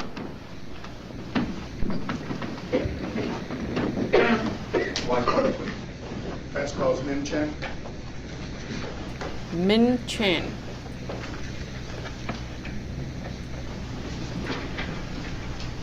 Oh, he's dead, okay.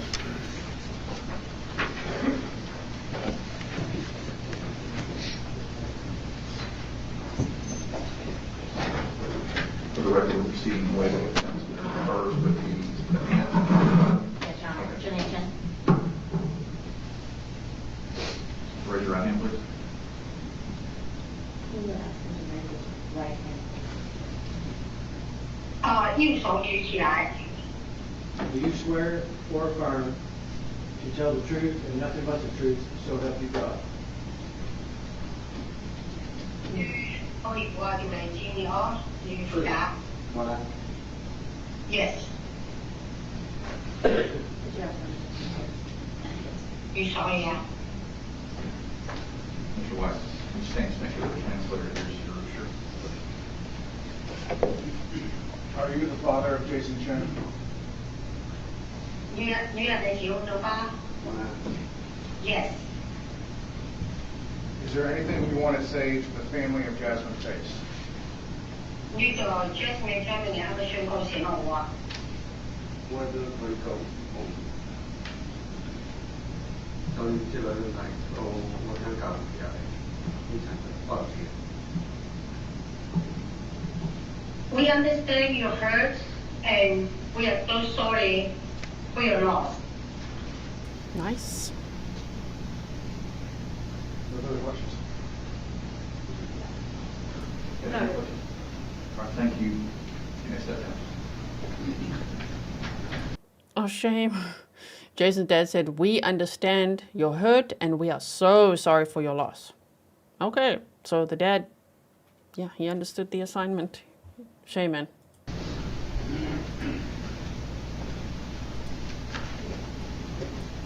Thank you, Sandy.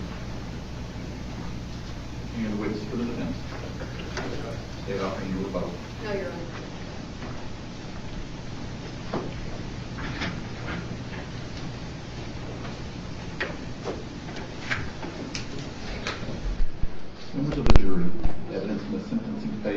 trial on count 1 has been completed. It's now my duty to instruct you as to the law. The law applicable to the sentencing phase of the trial on count 1 is stated in these instructions, and it is your duty to carefully consider all the instructions. The order in which these instructions are given is no indication of their relative importance. You should not single out any one or more of them to the exclusion of another or others, but you should consider each one in light of and in harmony with the others. Having found the defendant guilty beyond a reasonable doubt of first-degree premeditated murder of Jasmine Pace, as charged in count 1, presentment 315228, you now have the duty to determine, within the limits prescribed by law, the penalty that shall be imposed as punishment for that offense. In Tennessee, possible sentences for the offense of first-degree murder include imprisonment for life and imprisonment for life without possibility of parole. In this case, the state is seeking a sentence of imprisonment for life without possibility of parole on count 1. A defendant who receives a sentence of life or imprisonment for life shall not be eligible for release until the defendant has served at least 51 full calendar years of such sentence. A defendant who receives a sentence of imprisonment for life without parole shall never be eligible for release. In deciding the sentence for count 1, you are authorized to weigh and consider any statutory aggravating circumstance that has been proven beyond a reasonable doubt and any mitigating circumstance that may have been raised by the evidence throughout the entire course of this trial, including the guilt-finding phase, the sentencing phase, or both. The law makes you, the jury, the sole and exclusive judges of the credibility of the witnesses and the weight to be given to the evidence. In addition, the jury is the sole judge of the facts and of the law as it applies to the facts in this case. In arriving at your verdicts, you are to consider the law in connection with the facts, according to the proper source from which you are to get the law. In other words, you are the judge of the law as well as the facts under the direction of the court. Tennessee law provides that no sentence of imprisonment for life without possibility of parole shall be imposed by a jury, but upon a unanimous finding that the state has proven beyond a reasonable doubt the existence of one or more statutory aggravating circumstances, which in this case shall be limited to the following. The murder was especially heinous, atrocious, or cruel, and that involved torture or serious physical abuse beyond that necessary to produce death. Heinous means grossly wicked or reprehensible, abominable, odious, and vile. Atrocious means extremely evil, cruel, monstrous, exceptionally bad, abominable. Cruel means disposed to inflict pain or suffering, causing suffering, or painful. Torture means the infliction of severe physical or mental pain upon the victim while he or she remains conscious and alive. Members of the jury, the court has read you the statutory aggravating circumstances that the state has alleged in this case. If you unanimously find that the state has proven a statutory aggravating circumstance beyond a reasonable doubt, the law requires you to consider that statutory aggravating circumstance and decide the appropriate punishment in this case. However, you shall not consider any other facts or circumstances as an aggravating circumstance in deciding the appropriate punishment in this case. The burden of proof is upon the state to prove any statutory aggravating circumstance or circumstances beyond a reasonable doubt. Reasonable doubt is that doubt created by an investigation of all the proof in the case and an inability after such investigation to let the mind rest easily as to the certainty of your verdict. Absolute certainty is not demanded by the law, but moral certainty is required, and the certainty is required as to every element of proof necessary to constitute the verdict. The prosecution has introduced what is known as victim impact evidence. This evidence has been introduced to show the financial, emotional, psychological, or physical effects of the victim's death on the members of the victim's immediate family.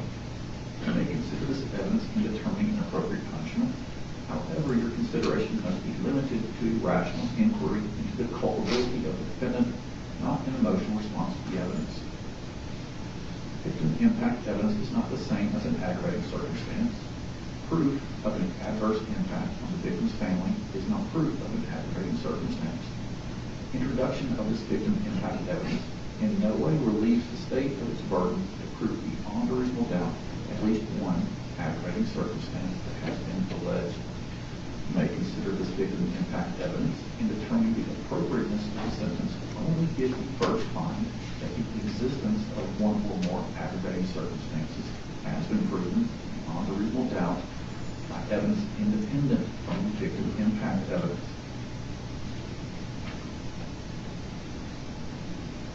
Tennessee law also provides that in arriving at the punishment, the jury shall consider any mitigating circumstances raised by the evidence. In this case, mitigating circumstances shall include, but are not limited to, the following. 1. The defendant has no significant history of prior criminal activity. 2. The youth of the defendant at the time of crime. 3. Any other mitigating fact that is raised by the evidence produced by either the prosecution or defense at either the guilt or the sentencing phase of the trial. This means that you shall consider any aspect of the defendant's character and record, and any aspect of the circumstance of the offense that is favorable to the defendant and supported by the evidence. The defendant does not have the burden of proving a mitigating circumstance. There is no requirement of jury unanimity as to any particular mitigating circumstance, or that you agree on the same mitigating circumstance. The defendant has not taken the stand to testify as a witness. You shall place no significance on this fact. In this sentencing phase of the trial on count 1, the burden is on the state to prove one or more statutory aggravating circumstances beyond a reasonable doubt. The defendant has no burden of proof, and he is not required to take the stand in his own behalf, and his election not to do so cannot be considered for any purpose against him, nor can any inference be drawn from such fact. The verdict must represent the considered judgment of each juror. In order to return a verdict, it is necessary that each juror agree thereto. Your verdict must be unanimous. It is your duty as jurors to consult with one another and to deliberate with a view to reaching an agreement, if you can do so without violence to individual judgment. Each of you must decide the case for yourself, but do so only after an impartial consideration of evidence with your fellow jurors. In the course of your deliberations, do not hesitate to re-examine your own views and change your opinion if convinced it is erroneous. Do not surrender your honest conviction as to the weight or effect of the evidence, slowly because of the opinion of your fellow jurors, for the mere purpose of returning a verdict. When you have reached a verdict, you will return with it to this courtroom, and your foreperson will deliver the verdict once to the court. If you do not unanimously find that at least one statutory aggravating circumstance is proven by the state beyond a reasonable doubt, the sentence shall be life imprisonment. If you do unanimously find that at least one statutory aggravating circumstance has been proven by the state beyond a reasonable doubt, you shall, in your considered discretion, sentence the defendant either to life imprisonment or to life imprisonment without the possibility of parole. In choosing between the sentences of life imprisonment and life imprisonment without possibility of parole, you shall weigh and consider any statutory aggravating circumstance or circumstances proven by the state beyond a reasonable doubt, or any mitigating circumstance or circumstances. You will indicate the sentence with your unanimous findings or lack of unanimous findings with respect to the statutory aggravating circumstances on the accompanying verdict form. The sentence must be unanimous. The verdict form must be signed by each juror. The verdict form that you will receive reads as follows. With respect to the sentence of the defendant, Jason Chen, on count 1 for sentence 315-228, we, the jury, please indicate your unanimous findings or lack of unanimous findings with respect to the statutory aggravating circumstances and your unanimous verdict with respect to the sentence. Do not unanimously find the statutory aggravating circumstance beyond reasonable doubt, and do unanimously agree that the defendant's sentence shall be life imprisonment. Or do unanimously find the following statutory aggravating circumstance beyond reasonable doubt, in that the murder was especially heinous, the atrocious or cruel, that could involve torture or serious physical abuse beyond that necessary to produce death. And please mark one of the following sentences. Do unanimously agree that the defendant's sentence shall be life imprisonment without possibility of parole, or do unanimously agree that the defendant's sentence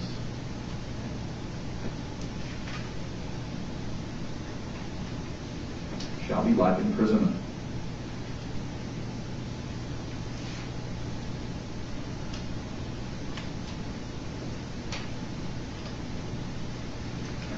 Stay ready. Hello. Remember your picture.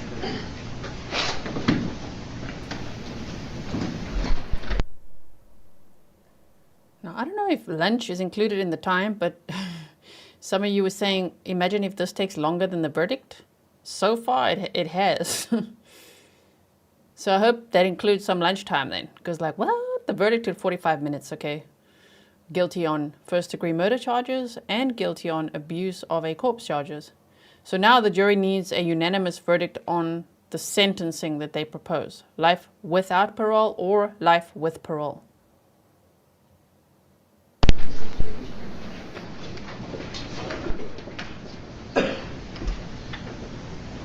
Ladies and gentlemen, there's a couple of stipulations that you can factor in. What that means is that both sides agree this is something that's present and could be considered for your in your deliberations. One, the defendant is a U.S. citizen. The other is that the defendant has no significant history of prior criminal activity. Briefly, y'all's decision. What do you think? Should he have the ability to get out of prison is the question that you now have to ask yourself. We're not going to go back through the proof. You've heard it. You know it very, very well. But I do want to talk to you for a second about life without the possibility of parole. In the legal system, we refer to it as LWOP. The state of Tennessee is not always entitled to seek life without the possibility of parole. You've heard now that there have to be aggravating circumstances present for the state to even ask a jury to find life without the possibility of parole. In this case, it's very simple. Tennessee state law allows life without the possibility of parole if the murder was especially heinous or atrocious or cruel, in that it involved torture or serious physical abuse beyond that necessary to produce death. And then it goes on to define those terms.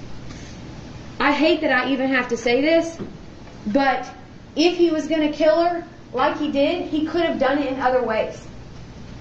He could have killed her in other ways where we would not be here for this sentencing hearing.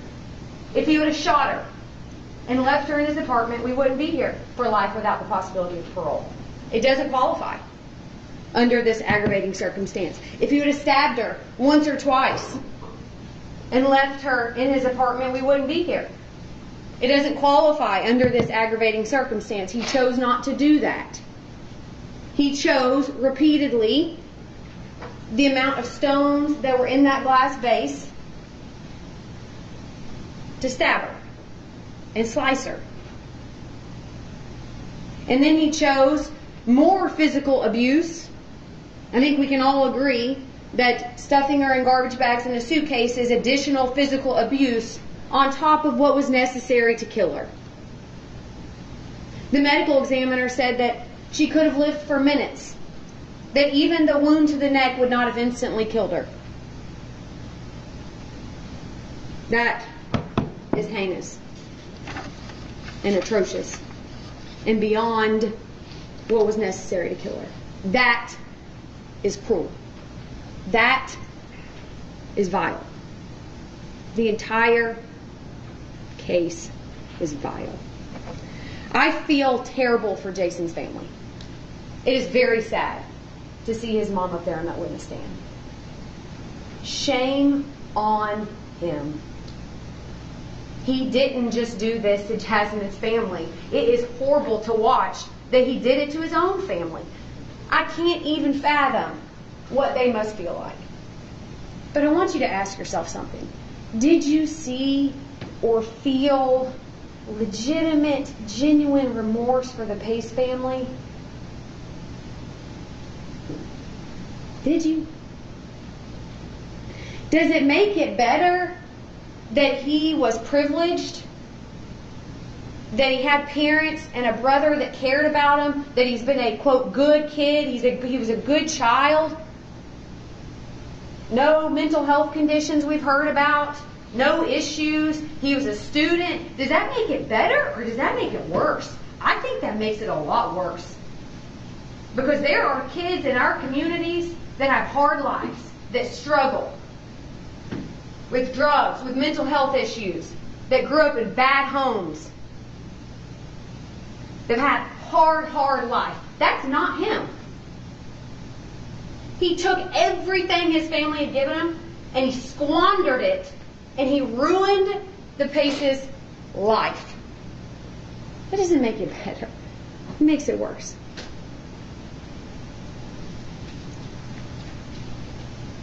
All we are asking is that he never gets out of prison.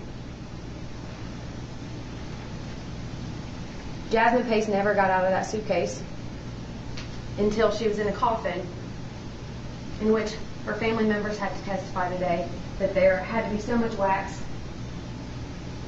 on her body.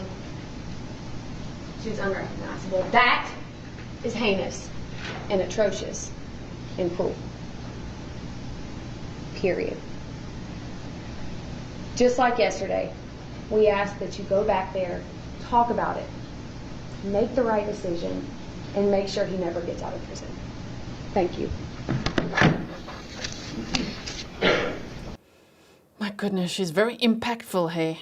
Yesterday as well, whoa, like she did the rebuttal closing arguments. It was so powerful. So if you missed it, you got to check out yesterday's stream, which was, of course, day 7. And it's all timestamped for you, so you can go and see the state's closing arguments. My goodness. Okay, so let's hear what the defense has to say.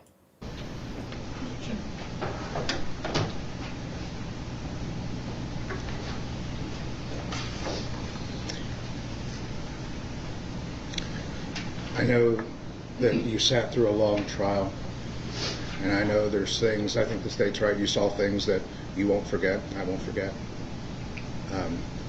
I want to tell each and every one of you, thank you for your time, your patience, your consideration. But you're tasked with a profound and somber responsibility in this part of the trial. You get to decide whether Jason gets life with parole or never be released. Both options are severe and a significant punishment. I think it reflects the seriousness of the case, but it's critical that you remember that every tragic crime has equal magnitude under the law.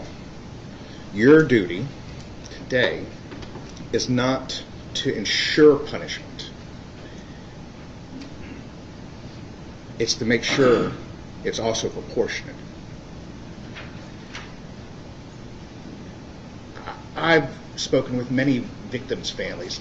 They don't care if you're shot or stabbed or strangled or drowned or any of one of those things. Every single murder is especially heinous, atrocious, and cruel. General Moyle talked to you about that yesterday. Every murder is emotional. There's always a family that loses someone. General Wamp is right. The Pace and the Bean family lost a very important person. It's tragic. It's sad. And I agree, the Chen family have lost a child too. There's 2 families hurting. It's important to know that the law distinguishes crimes that are inherently tragic with those that rise to the most egregious levels of brutality, deserving permanent condemnation. The question you must ask yourself when you're back in that jury room is whether or not this case reaches that threshold. Does it rise to the level that Jason Chen, a 73-year-old man, be forever denied an opportunity to demonstrate remorse, rehabilitation, and redemption. Jason will face the consequences of his actions. He's been convicted. But the question is, are you willing to grant him the hope of redemption? In 51 years, Jason will be an old man. He won't have the ability to harm society. Life with parole is not a guarantee of release. It's a narrow and difficult path. It requires a demonstration of transformation, accountability, and change. It acknowledges that punishment is necessary, but our society values the possibility of rehabilitation. Our justice system is not only a measure of how we treat the most virtuous and innocent among us, but also a reflection of how we treat the condemned. Dostoevsky once wrote, "The degree of civilization in a society is revealed by entering its prisons." By allowing Jason the possibility of parole, we affirm our society's belief that the most condemned among us can strive to rebuild their humanity. You're not tasked with forgiving Jason Chen or even excusing his actions. You are tasked with ensuring justice, a justice tempered with mercy, not because Jason deserves it, but because it's a reflection of our humanity as a whole. I ask that, and we ask, that you give Jason the opportunity, as a 73-year-old man, to seek this redemption. Let him spend the next 5 decades behind bars, reflecting on the choices that he made when he was 22 years old. And only then, if he can demonstrate true remorse and true rehabilitation, let society consider whether he can return. A life sentence with the possibility of parole is still a life sentence. It's not leniency, it's accountability. And it's paired with the belief that justice must allow room for hope. By sentencing Jason to life in prison with the possibility of parole, you honor the principles of our justice system. You honor justice. You honor humanity. And most importantly, you honor the possibility of redemption. Thank you. Okay.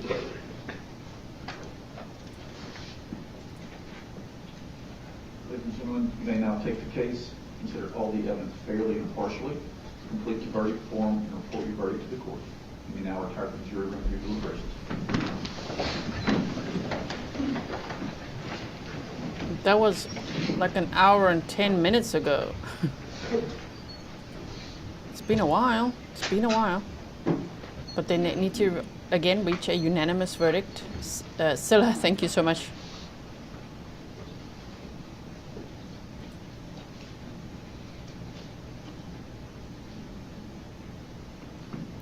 Sure.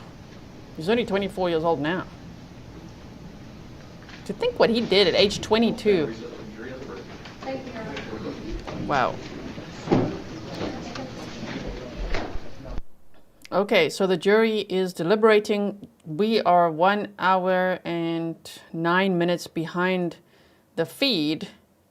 So I would assume they started,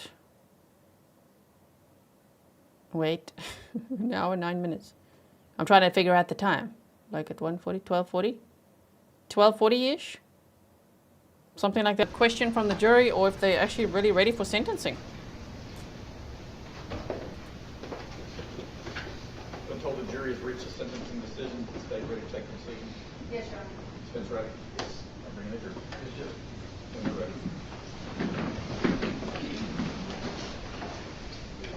The jury has reached a unanimous verdict for sentencing. Here we go, everyone. What do you think it's going to be? I think it's going to be life without parole. But let's see.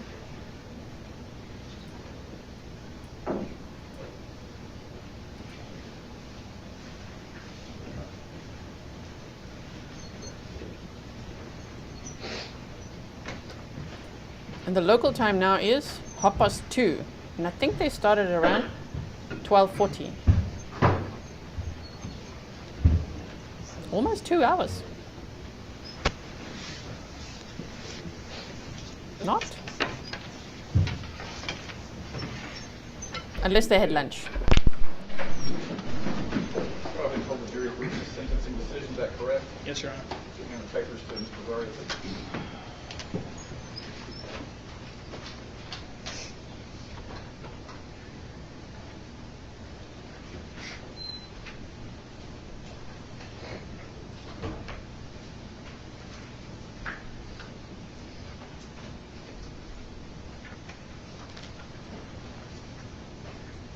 Stand, Mr. Chen, please stand your turn.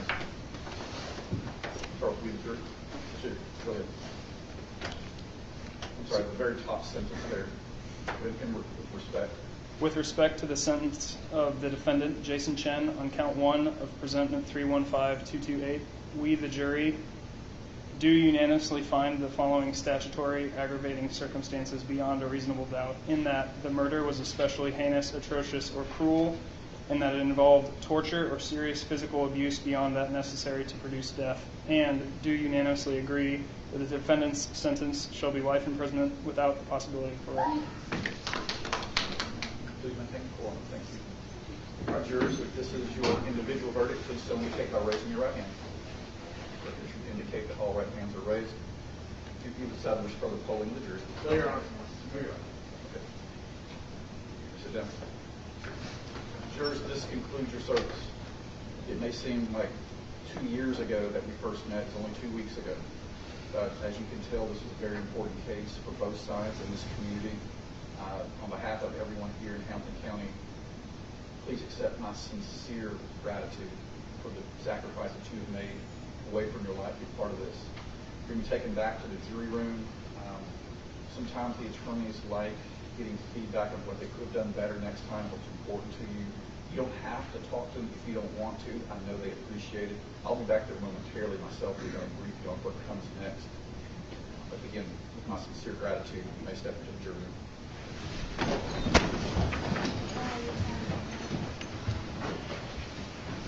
The jury's going home. They were sequestered for this entire time. 8 days. 9 days total. Life without parole was their vote. Mr. Chen, as 13th juror sitting on this particular matter, I do concur with the jurors' results and do find you that the state has met its burden, and I therefore sentence you to life without the possibility of parole. Is there an agreement on count 2 that we meet that sentencing hearing? Your Honor, if the defendant is in agreement, the state would offer 1 year to serve concurrent with the sentence that the court gave, the jury gave, and in count 1, that would be the minimum that the defendant could serve. You need time to talk to Mr. Chen about that, Mr. Weiss? I should. Okay. All right, Mr. Chen, you may go back to the sheriff. Excuse me. Just one other matter to take care of. Is that correct? With the defendant's mother. First, please.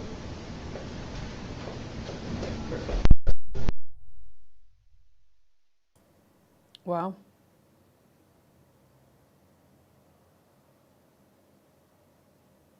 So, the jury has spoken. Life without parole.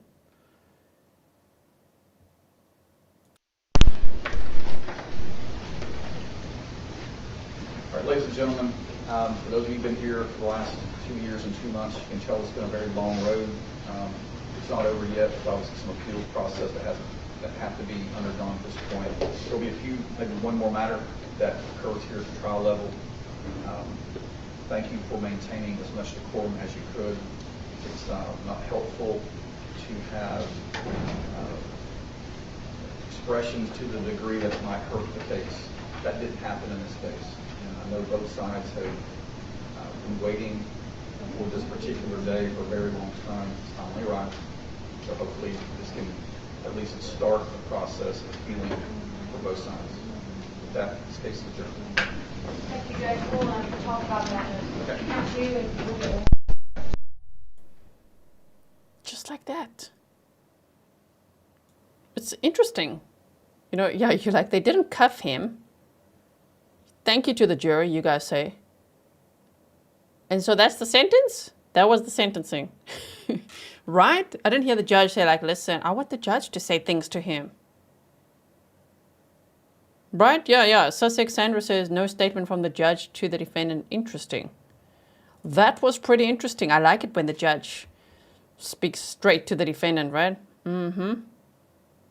Yes. Let's see what else you guys... What do you think of that? The jury voted for life without parole. I don't know what's happening when they say there's one other, I don't know, thing to deal with, which would be the defendant's mother. Not sure what's going on there. Not sure if she wants to, I don't know, see him before he gets transported back. I don't know. Elaine says, tango jumpsuit. Wow. That's quite a handle. Can't really say that right now. You said this judge was excellent, fair, and thorough. Yeah, Sarah Hunter says, me too, G. I wanted the judge's statement. Me too. Excuse me, Judge. Hey, Judge, can you come back here? No, we want to hear from you, sir. Maybe the judge will see this. I don't know if judges can be interviewed. But if any of the attorneys want to be interviewed or come and chat to us, I mean, we're right here. My email is grizzlytruecrime@gmail.com. Right? Any other family members? Kathy T said, thank you, Giz. Oh, my word. You sent $100 sticker, are you sure? Thank you. You said, thank you, Grizzly. I hope this will cover coffees, cat treats, or anything needed. I was here every day and appreciate all you did. Hi, Sonia, my friend, also watching. Thank you so much, Kathy T. Well, I really like what the judge said to the family, that hopefully this will start the healing process. That was very respectful as well. Because to say, oh, well, hopefully you have closure now. I mean, that families never have closure. It's absolutely devastating when they lose a loved one, especially like this, right? It's absolutely terrible. So that was really nice of the judge to say. Stefan says, oh, my word, thank you for so much support. Right? Oh, my goodness. So thank you, everyone, for watching yet another trial with me. I really appreciate it. I couldn't do this without you. I'm always so grateful for all of you that are here with me, watching every day. I think the day where we really had to test how much coffee we'll have was the defense's case with their expert. Wow, that was quite tiring here because it was first kind of like the Daubert hearing and then we had to hear it all again. That was a challenging day, but we were all here to observe justice, full justice for Jasmine Pace, and it was served. The jury, I think, got it right. Let me know what you think. I think the state did so well. I really think the defense tried their best. Unfortunately, some of it really didn't pan out with the theories they had because there was no evidence to back that, right? But I know they tried their best. The state did extremely well with all the evidence that they presented. The judge was amazing. Somebody said on the first day it's their uncle. If you're still watching, please tell your uncle we send so much love. We say hi. He's a great judge. We've seen some great judges in our time together, but he's a great judge. So if you missed any of the days, please go check it out. Put it on in the background. The timestamps are there for you. And other than that, don't worry. There's many trials coming up. There's many cases to cover. There's many things we'll be deep diving. So don't feel like, what are we going to do next? You see, every juggle says, what's the next case you're covering? I plan day by day. We see what happens. But I do have some plans, but I rather don't say it. We'd rather just meet again when I prepared everything, and I will see you again very soon. Thank you, mods. Thank you, everyone. Thanks to everyone who made it over to Patreon already and who are members and all of that. And of course, just watching my videos. Thank you so much. I will see you again very soon. Stay safe and sending so much love to Jasmine Pace's family and friends. I can't even imagine going through this. So I hope that they feel slightly comforted by our community because we've got their back. All right, everyone. Bye.